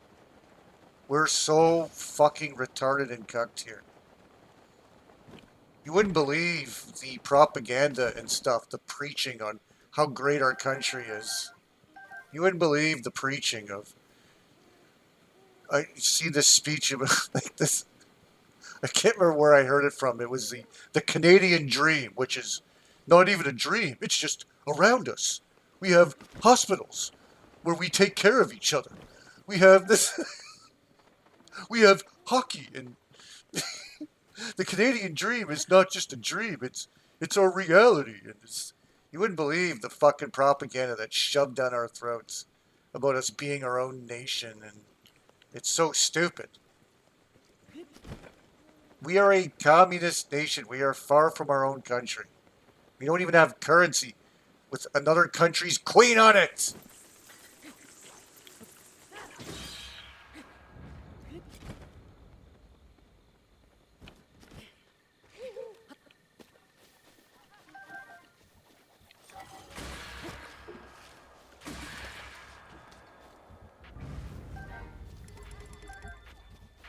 Trudeau said, "Here, China, have at it." Any sort of country called Canada, you're out of your mind. I would rather be under 100% American rule any day than our so-called Canada. It's not even a real country. South Park tells the truth. We're not a real country, goddammit. Wake up, retards. Why don't we become the United States? What good are we? We're nothing. We should be thankful that the United States wants to be a part of it. Like, we should be like, really? Can we join? We should be like, wait, Trump, what, you're inviting us to join the party? You're inviting us to join, to become a part of a real country, before a real nation? Why not? We're part of the same landmass. Of course. I would rather be under American rule than Chinese/British rule any fucking day. This country's fucked. God, the fucking brainwashing retardation. We're fucking brainwashed to hate the Americans, the country that protects us. We have no military. We're completely useless. We're that spoiled, lazy fucking roommate that lays on the couch all day and smokes bong hits all day. Say, hey, where's the food? Hey, can you pay the fucking hydro this month? I don't have, we're that fucking useless piece of shit roommate we need to get rid of. Spoiled, rotten fucking nation. The Americans could invade us without the military. The Americans wouldn't even need the military to invade us. We're a joke. And we're sitting there mocking the Americans. Oh, they're terrible people. We'd be nothing without the United States. Holy fucking shit. Like, I just can't stand the idiocracy in this country. Oh, the level of brainwashing is intense, man. I compare it sometimes to North Korea. I see similarities with it. The way they manipulate people into just loving their corrupt, horrible, garbage country.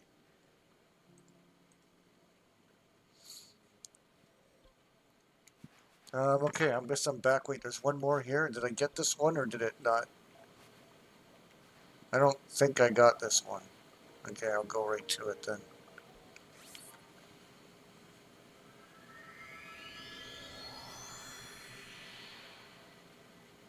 Like, I wouldn't mind, like, no, we were just never we were never a real country. Never will be. Now when you lay down to the British, like we're not even that anymore. Like, we're not even a British nation anymore. We're just like I don't know what we are, Chinese hellhole. The work of central banks just ripping it limb from limb. That's the best way to put it.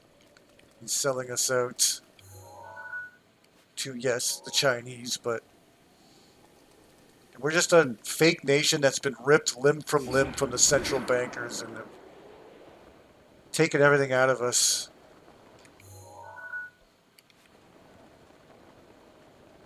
And now just flooding the country with as many immigrants as they can for fucking to steal more tax dollars. And it's disgusting. Oh, and the taxes. You already know, like, they're just getting stolen from. Of course, they pulled the climate change thing, no problem. Just, boom, climate change. You're going to like it. You're going to obey it. Oh, we need to preserve Canada, our beautiful country, or... Yeah, okay, so in this ruins... let's see, I'm really close. But there's some bokoblins that don't like me being here. Oops, trying to get a... There we go. That's how I like to fight my enemies. You can drop that little club you have there, buddy. Lightning arrows are so fucking good in this.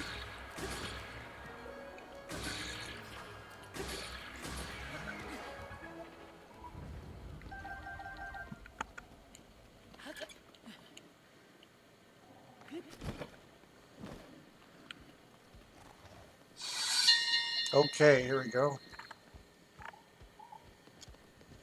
Dorito and Gerudo coming here to offer up specialty wares from across Hyrule. Marita Exchange is always a lively place. In particular, the fish being sold here are popular among Rito and Gerudo alike. They sell out almost immediately. So spear guys, you have to dodge to the side. They attack really quick, so you have to sort of... If you just hop, you might get it. There you go. Just keep hopping. Usually you can... Now, he does sometimes swing the spear with one arm and wildly swings it, but... See what he does here. Oh, he's gonna... Oh, yeah, okay. He swings it. He roars at you first. All right. There goes the fire dragon. Yeah, just keep... Yeah, the spear enemies, just keep dodging from side to side. You'll likely get it.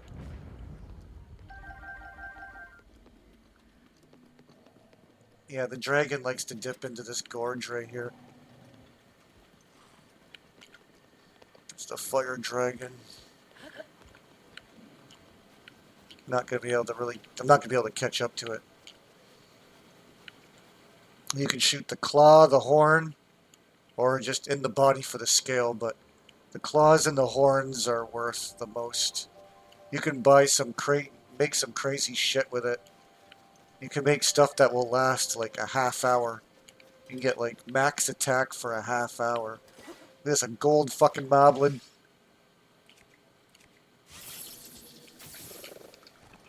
Ooh, wow, they don't stay electrified for very long. Come on. Yeah, it works too easily.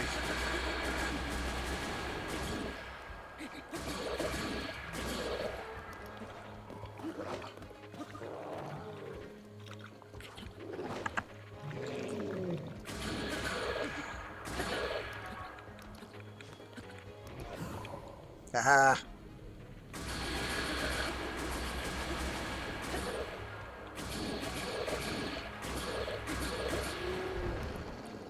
Alright. Yeah, it's fun once you start getting used to the game again and getting into fight mode with the flurry rush. It's fun to kick the shit out of the enemies.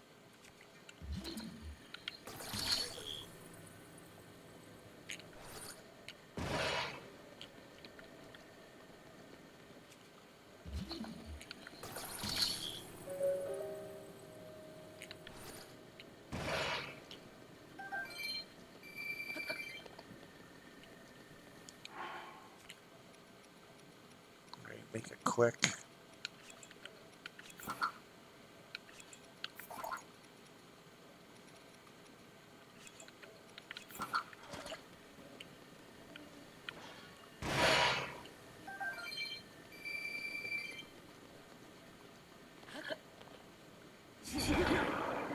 There's lots of little goodies around here. Holy shit.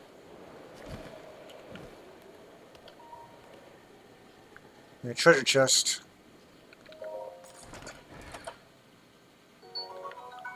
$100. Ah.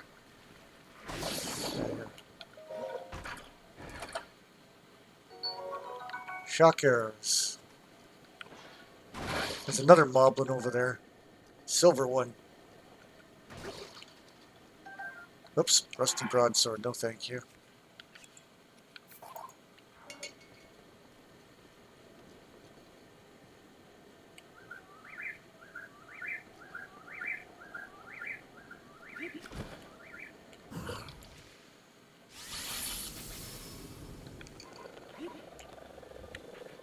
Spin the win.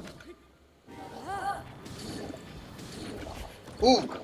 Gotta watch it till it gets spear guys. Okay.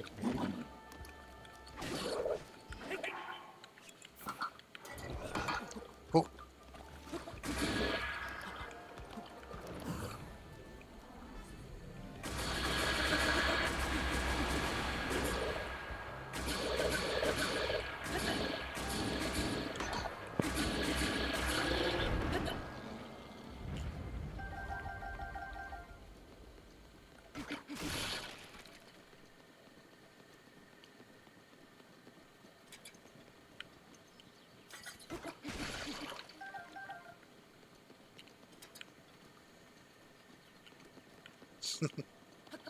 Alright, one on one, buddy. I'll give you a fair shot. Where's your weapon? Go get your weapon. Come on.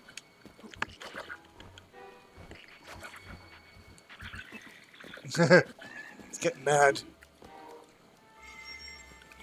Uh-oh.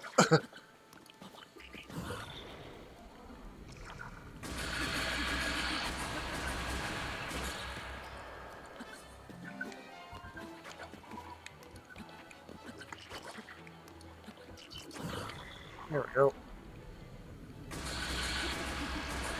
Apollo's gale is now ready.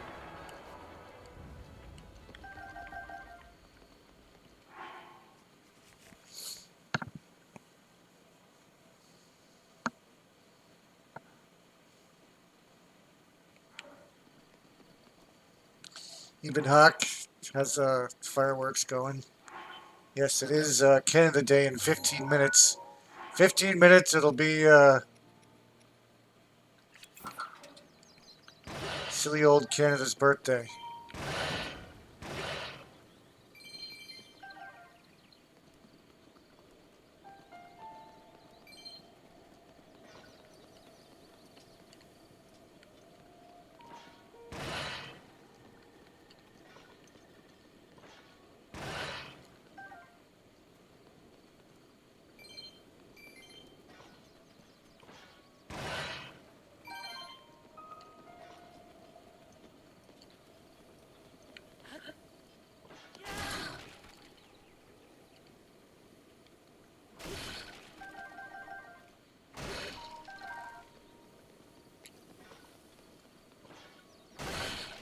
Yes, arrows. Good, lots of arrows.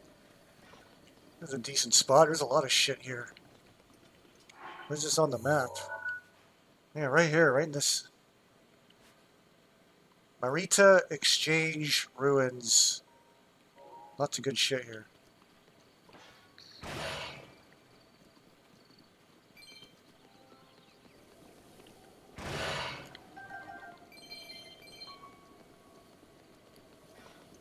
I think I pretty much... Oh, still some over here.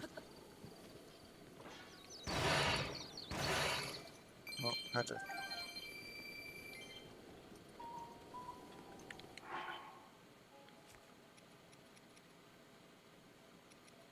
Have to get myself another two-handed claymore. Okay, these are good for breaking these things quick. Yes, you can save your weapons by just chucking them up in the air, but it takes forever. I'll take that butterfly. No. I fucked it up. All I had to do was just press A there. I would have got it.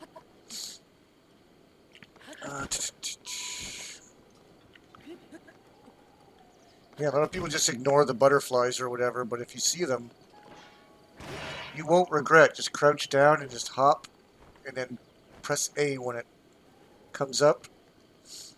And it'll save you a lot of time collecting them later.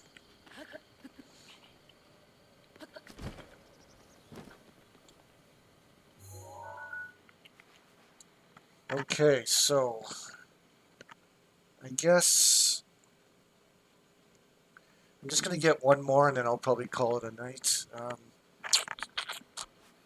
I thought I got this one over by... Did I not get this one? No, I didn't because it's on the... I still got this one to get. I might have deleted it when I...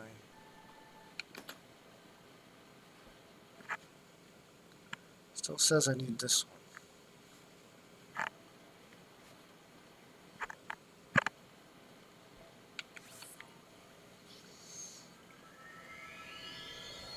Oh, what's up, Dave C? Oh, yeah, that's right. You had two different profiles there. Well, you're here pretty late. I guess you had to do some stuff. It's not too late where you're at.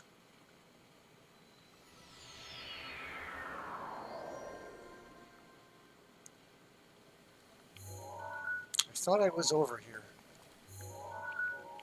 Did I get distracted?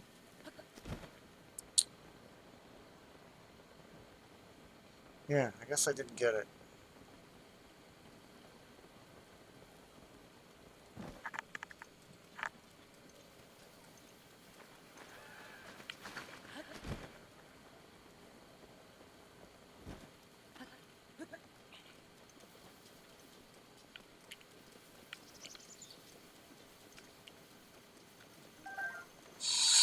There we go. The origin of the dragon's blood tree's name is unknown. At one time, the water from the surrounding mountains flowed into a network of rivers on this plateau. Perhaps the water itself was likened to bleeding, the network to blood vessels, and over time, it came to be associated with dragons, thus the current name.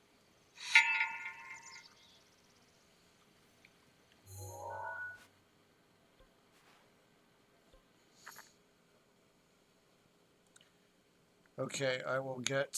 Yeah, there's the ones in Rito Village, 3 of them there, and then there's 2 up in the snowy area, so maybe I can just get those way up here. There's one right here. Ah, a secret hot spring.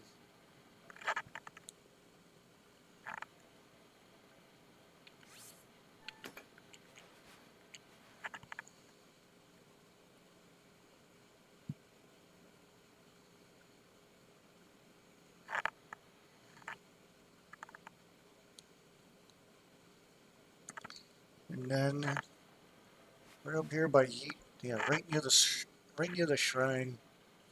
Looks like it's right here. Yeah.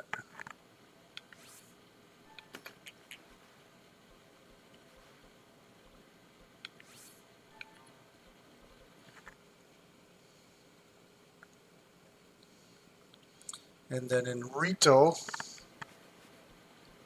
place where I definitely suggest going first after Kakariko Village. Head this way. Then you can get your Rivali's Gale early in the game, and that will keep you from having to climb around everywhere. Over here in this little spot, this right here. And then somewhere in here, I guess I can just walk up the stairs and eventually it's like, I doubt it's on top of the mountain. We'll see.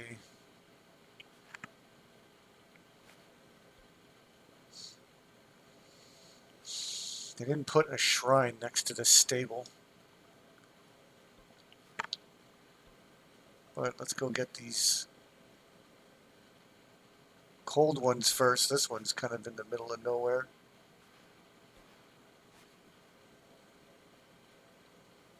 From here should be good.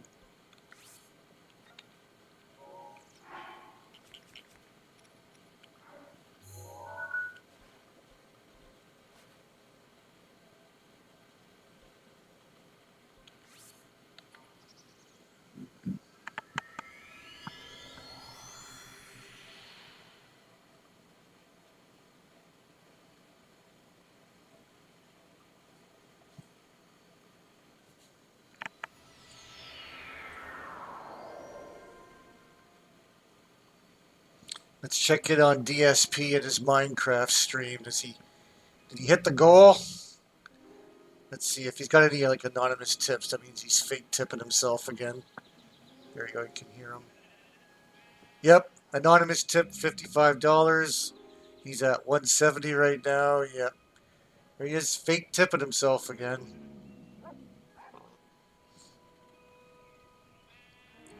The man baby wants his Wendy's meal. What do you think? Anyways, Did it work or not? he's probably having a hard time playing the game he's doing. What's going on? Did it work?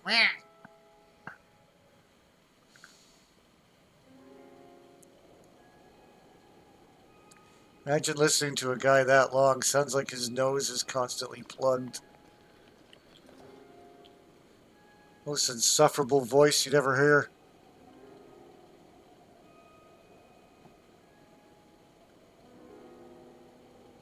Let's see what happened in the stream. DSP Fun Chill Night stream starts off with raging about Grand Theft Auto mods not working. Must be a slow night so far. Anyways.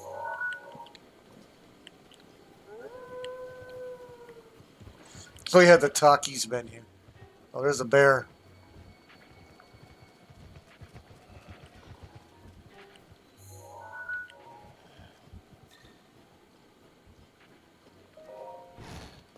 You know there's a bear outside? Yeah, he's just outside there. It's a bear. I wonder if this is like a mini game. Oh, is it shield surfing? I don't want to play no fucking shield surfing.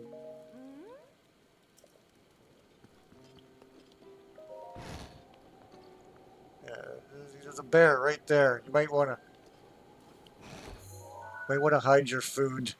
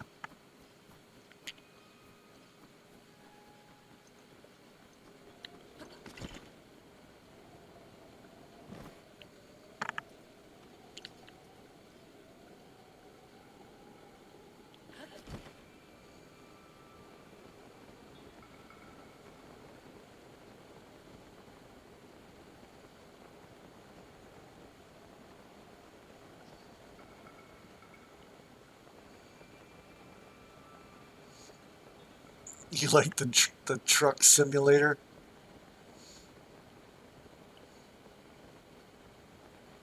Yeah, I don't know. I'd probably have fun playing that. But I don't know which ones are like the shovelware version or like which one's the one that they actually work on. There's so many of those simulator games are a scam. Some of them. Gotta make sure you buy the good one.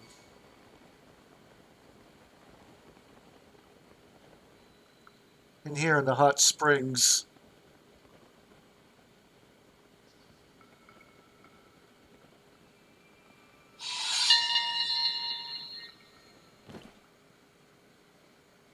Rivali brought me to Gothlam's secret hot spring, telling me I was overworking myself. Since he can only carry one person, he said he would act as my guard, so Link is waiting at the village. I cannot remember the last time I relaxed on my own like this.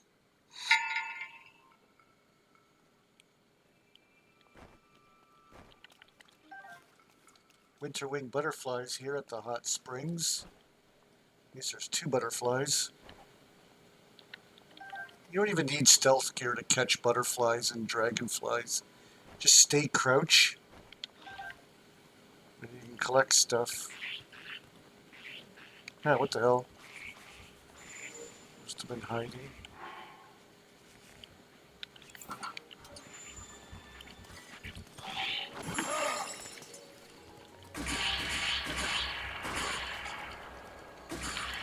Derek's protection's really good too. Like, there's a Knight's Claymore. I'll just take that for now. Use that to break open boxes. So yeah, here's the spring. Should be able to heal me. Assuming it goes deep enough. There we go.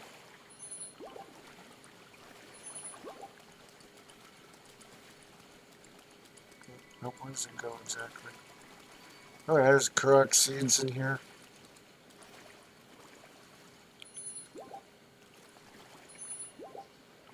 Now this would be a chill place. I'd light up a joint in here.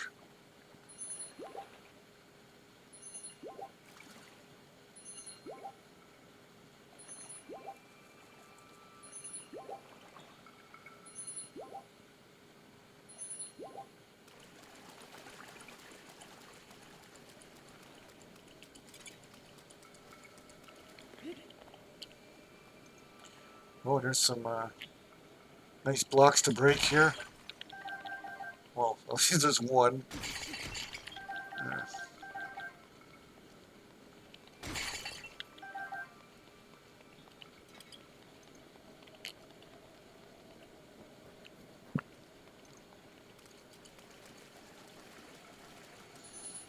I don't know what the Tears of the Kingdom variant would be. Maybe they'll add like a cave or something in here.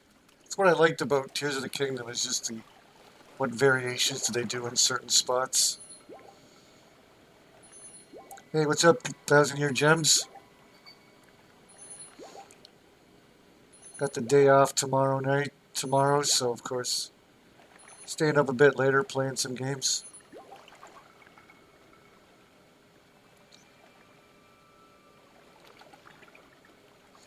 Been here since 2020. Sweet. Those Amico days.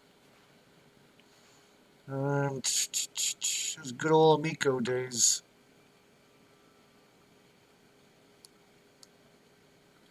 Okay. Right near the tip of this fucking mountain.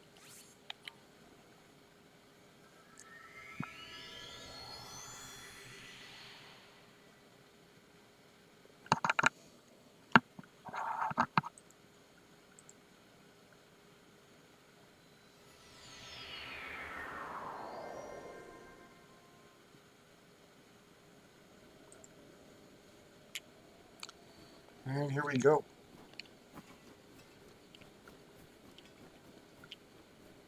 Alright, Zelda, you should be... Yep, here we go. I've always wanted to investigate the Hebra Mountains up close. It appears the mountainside has been scarred by an energy blast. Naturally, I would think this scarring was a direct result of the calamity 10,000 years ago. But was that the case? From what I can tell by looking at it, it would seem the mountain was blasted from the direction of Hyrule Castle. I find this unsettling. Can't see it from here because I'm inside the gap, but from far away, the mountain looks like it was blasted. This is a big hole that was caused by something.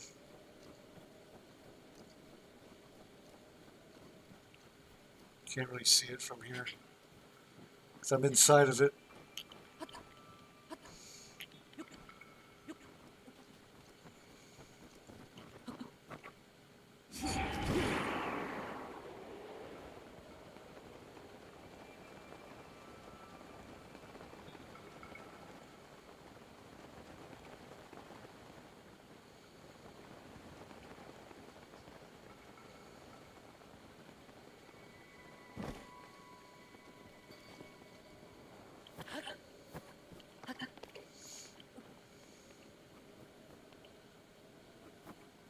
I don't know, maybe if it was a far away view, but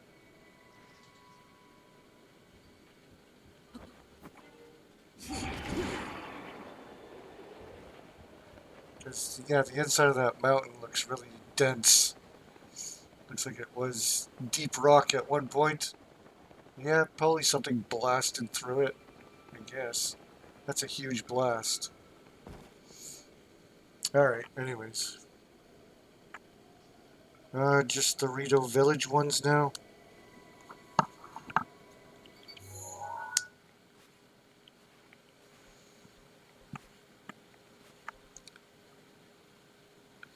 Yeah, hopefully it's...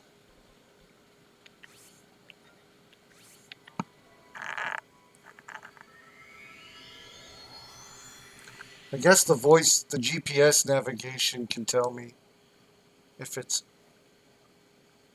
up on the cliff or in the village somewhere.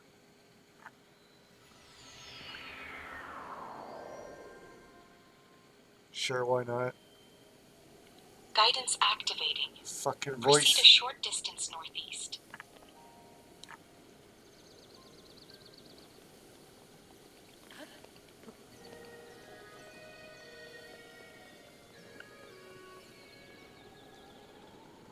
Proceed a short distance northeast.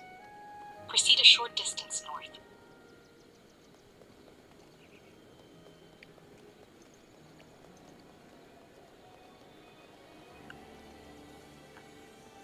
Proceed a short distance northwest.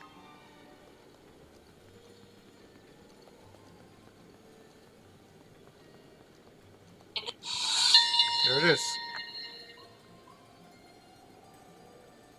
I've heard that the Rito use refined group tactics in combat.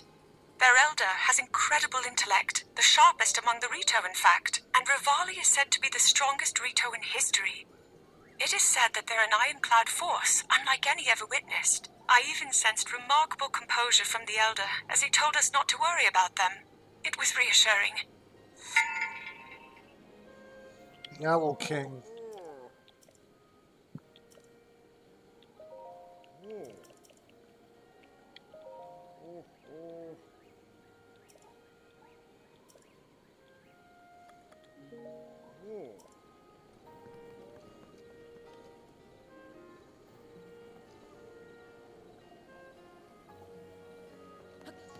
Next one just down here a bit.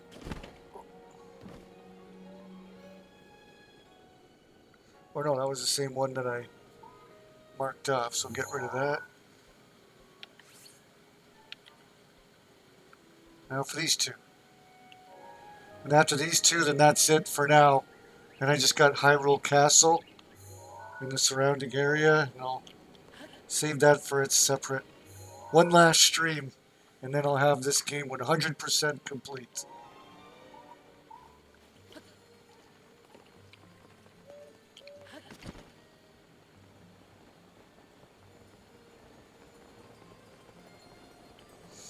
Love this area. The air is nice and clear, and it's you can see a long distance away.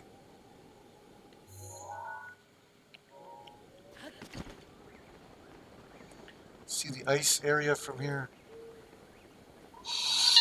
Ooh. This stone pillar towers overhead in the center of the village. It occurred to me that it may be Meadow's perch, and a frightful image sprang to mind. One of the pillar crumbling beneath the weight of Meadow. However, this divine beast is far lighter than it appears as compared to the others. My concerns, ultimately, are unfounded. Yeah, you'd think that thing would crush that fucking pillar.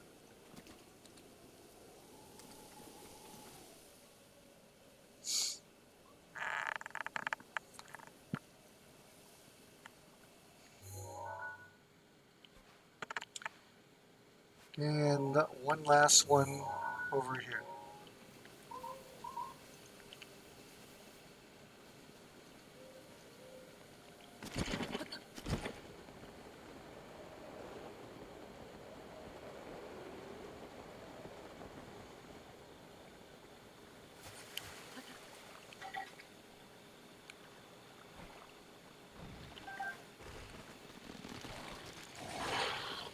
That's not a spot that enemies should be able to attack you.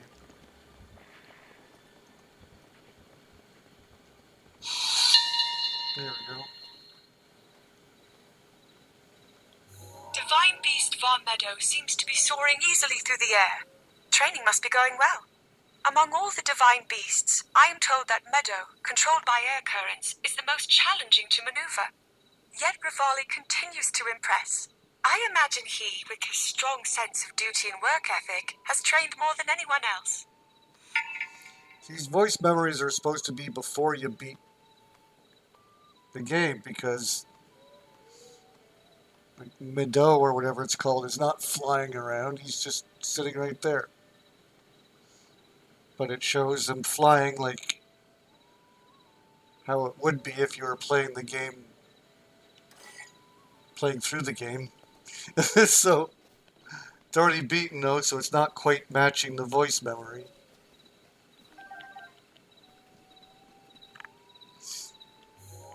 Okay, so that is it. The rest are all around Hyrule Castle. I'll start from here, basically this tower, because there's some going along this way and in here. And I gotta go in Hyrule Castle and get all the fucking memories. I can maybe defeat Ganon after I 100% it. Defeat Ganon after my 100%, and then that'll close the book on Breath of the Wild for a while. Maybe I'll go back to Tears of the Kingdom one day, but I think I'll have I think I'll scratch my itch for Breath of the Wild. Really addicting game to come back to. It is my favorite game of all time. And it helped me quit smoking. And it helped encourage me to quit smoking too. Knowing that once I quit smoking, I'll use that money that I saved to buy, to get a Switch or get Switch games. Zelda kept me isolated away from other smokers. Even away from people, away from friends, so like I don't have the urge to smoke, because if I start smoking weed or drinking, then I would have the craving for a cigarette. So But Tears of the Kingdom, or this game here, sorry, Breath of the Wild, kept my mind off smoking. But I was already well on my way to quitting smoking. I was already like a month or two in, so it wasn't. Still, even with 2 months in, the cravings aren't fully gone.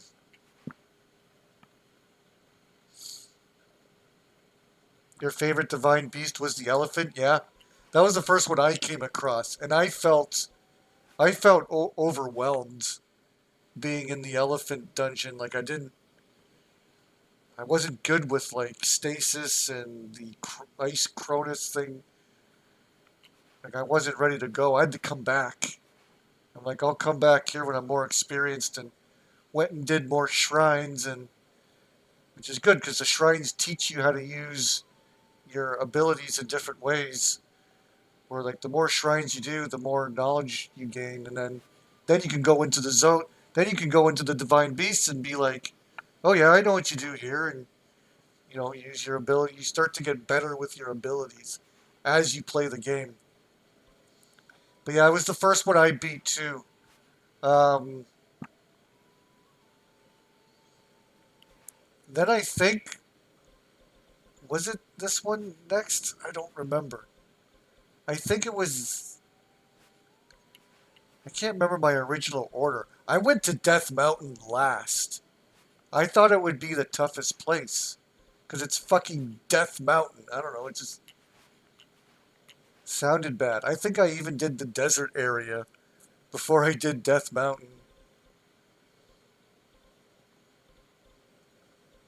I almost want to say I did this area. I don't remember my original fucking routes, honestly. I know that this one was my first. And I know I dreaded going to Death Mountain. I thought it would be a pain in the ass, but I just can't remember if I did Rito Village first or Gerudo.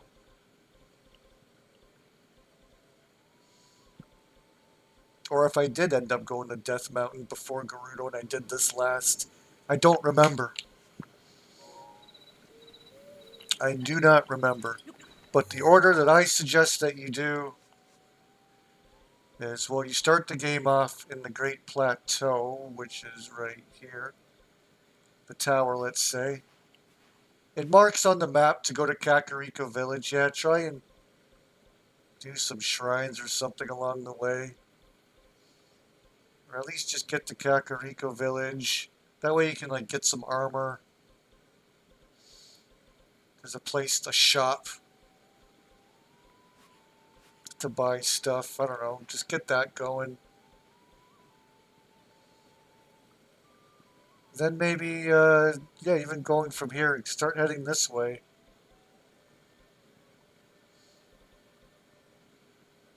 And make your way here. You can get some shit along the way. Get some shrines and shit along the way and make your way here. Getting Rivali's Gale will then automatically make navigating so much easier.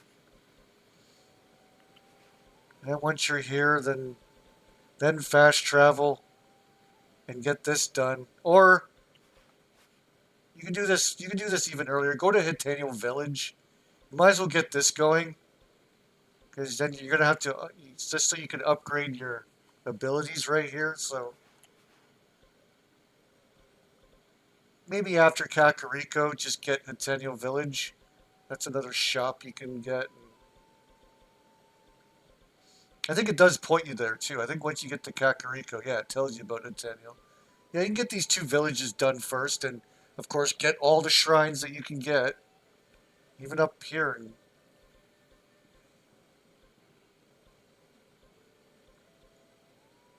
you can get to all these shrines first before you even tackle.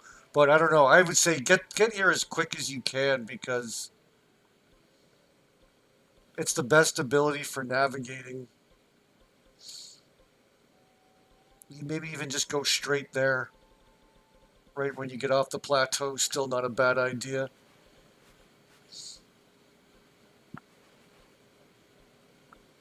And then go to Zora's to get this. Then go to Death Mountain. Get your Daruk's protection. And then, of course, do this last. Because it's a pain in the ass. If you do this first, then you're going to have the Gigas or the Giga clan stalking you everywhere you go. If you come here last, then you don't have to deal with the Yiga clan so much. And this is I would say this is the most confusing Divine Beast as well. So I would say and it's the hardest boss too. I think the boss is the most challenging in this one. So it's the most confusing dungeon and hardest boss. And you gotta deal with the Yiga clan. So yeah, come here last. This whole area.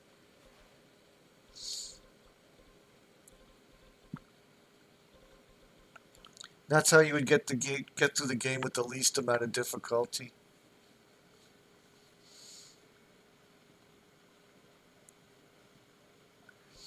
And I'm completely off cigarettes. I've been off cigarettes since 2017. Went cold turkey, and then that was it. And I used like candy to keep my mind off cigarettes, so I fucked my teeth up a little bit doing it. Not too bad. But boy, oh boy, the dentist had to do a nice cleaning that time. I was on candy to get off cigarettes. I had to do it. I had to sacrifice my teeth a bit to get off the smokes.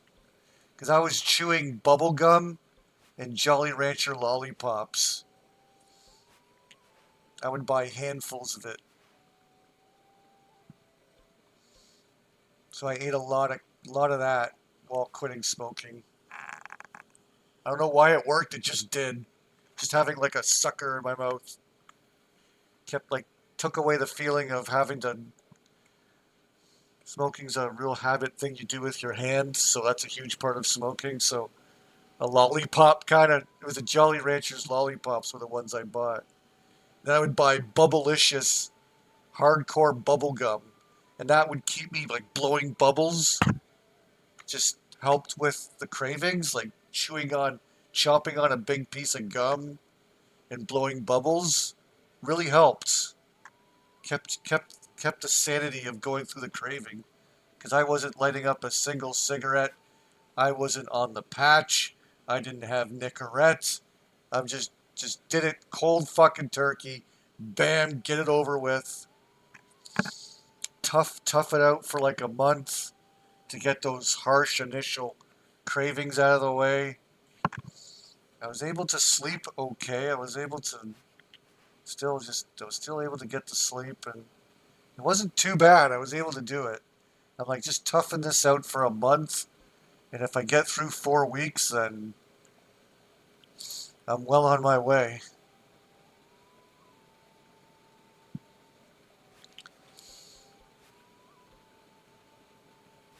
And as long as you're just tough and motivated, you can do it. You got to be tough. Like, you just can't be a bitch. And that was my mentality. Like, find something that works for you. I thought candy was a good substitute, and it was a way to satisfy my sweet tooth while quitting smoking. It was just a method that worked for me. Candy. And then, yes, being tough.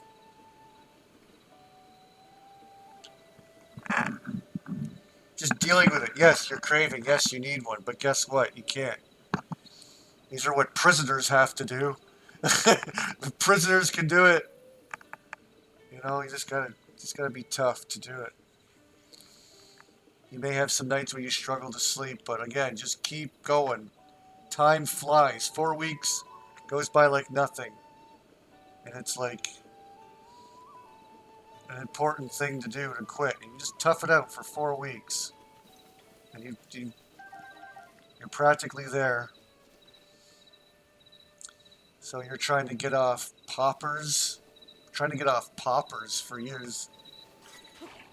What kind of poppers? What are you talking about? Like, what, pills? What are you on? It's not,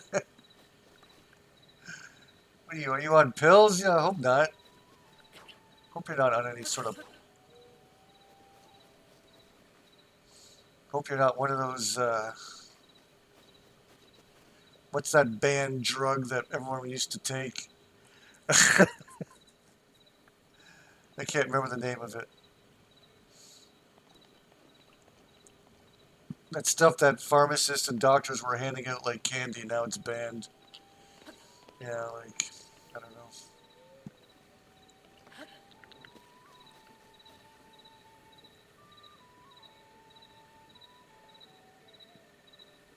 It's just bowls with cigarette to cover the hole?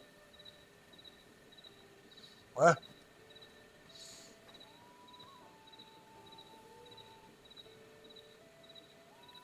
It's a way of smoking. It's a way of smoking tobacco. Not lewds. Not those. That's like 70s shit. Dennis Leary. Lewds, man. Fucking lewds. Not preludes. No.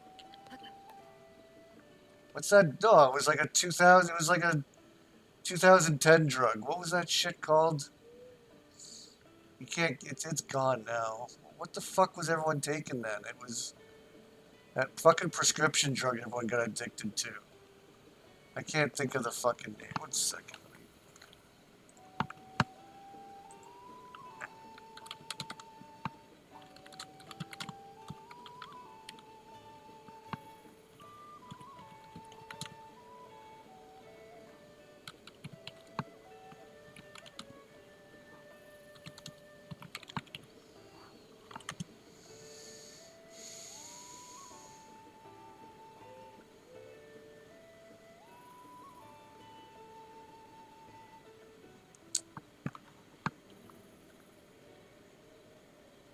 Oxycontin.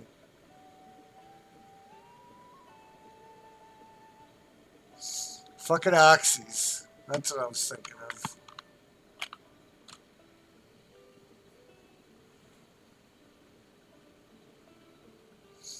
People got mass addicted to that. I used to know a guy.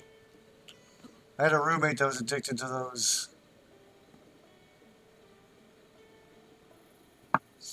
Yeah, I was hoping you weren't like hooked on that. I don't know where you get Oxycontin now. I don't know if you can even get it. Might just be a street drug now. I don't know. I don't fucking know.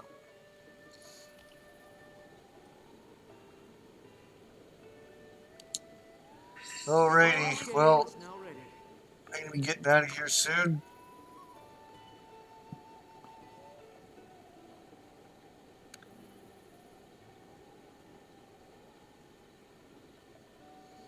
Here at the stable, you can see a bunch of shit.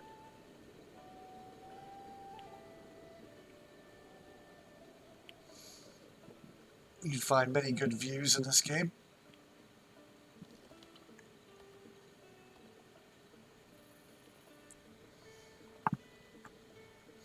I might be back tomorrow. I don't think I'm doing anything tomorrow for fucking our stupid random Tuesday, Canada Day. Everything's closed. I might go out to eat, but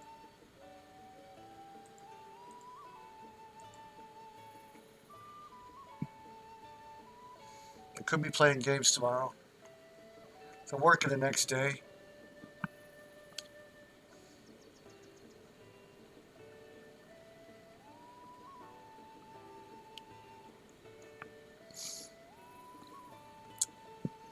But it looks like I can get out of here.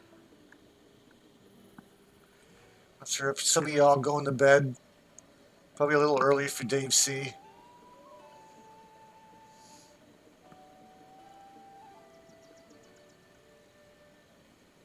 So Popper's a weed bowl in a bong with cigarette for a base.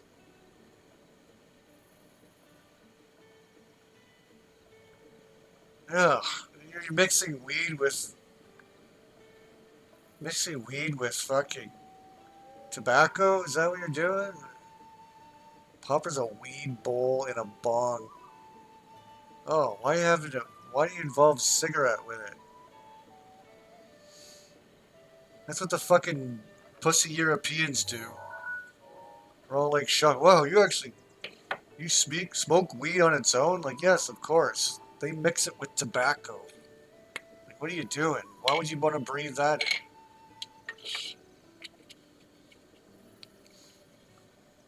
What's that gonna do for you? Like, it's just gonna make you lightheaded. And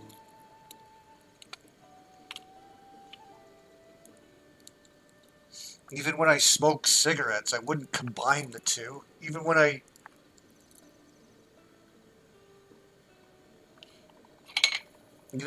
like enjoyed tobacco, I wouldn't want to combine it with weed. That'd be stupid.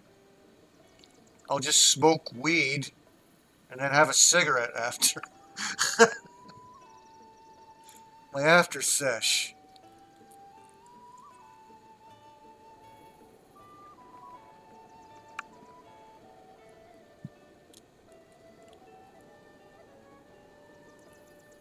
That's what the fucking Europeans do, apparently. I don't know.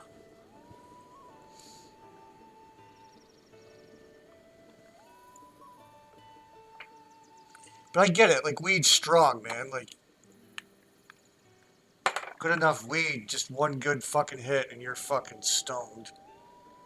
I get how potent it is. Maybe you just want to puff on like a cigarette, just enough weed where you can smoke a good cigarette-sized thing, and then I don't know, you're done. I guess maybe just due to how if the weed's potent enough, and you just want to, I don't know, have a nice smoke. Then I guess I really don't see the point.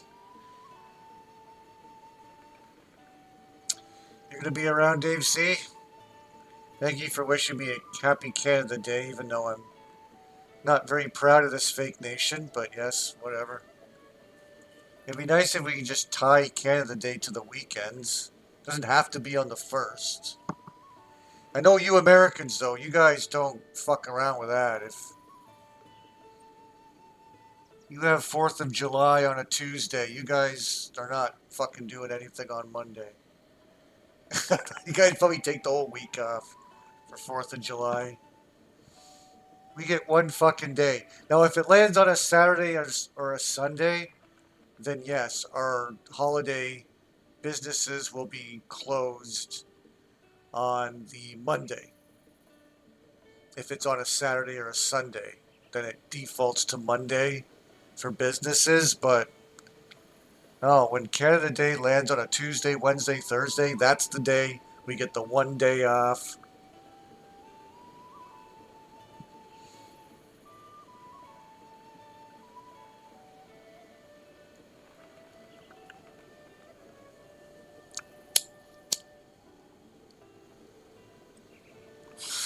Then you're confused on what businesses are open on the Monday.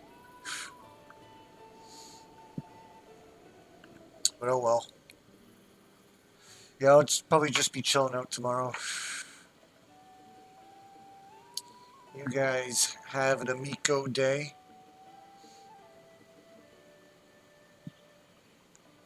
Canada is Yoshi. What's with this? Like, I get 12:30 at night. I get 15 viewers, more than I usually get during a day stream. How are all these days with my people should be in bed? How do I have more viewers?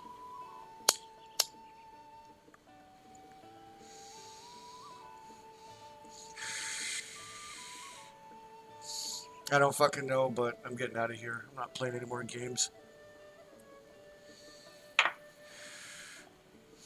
Talked about everything I needed to talk about. Thanks for coming by, guys, and chilling. And you guys all have an amico day, including you. You.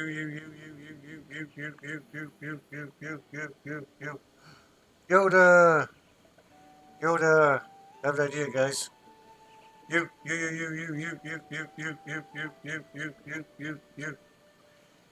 And even you, Yoshi. Have an amico day, everybody.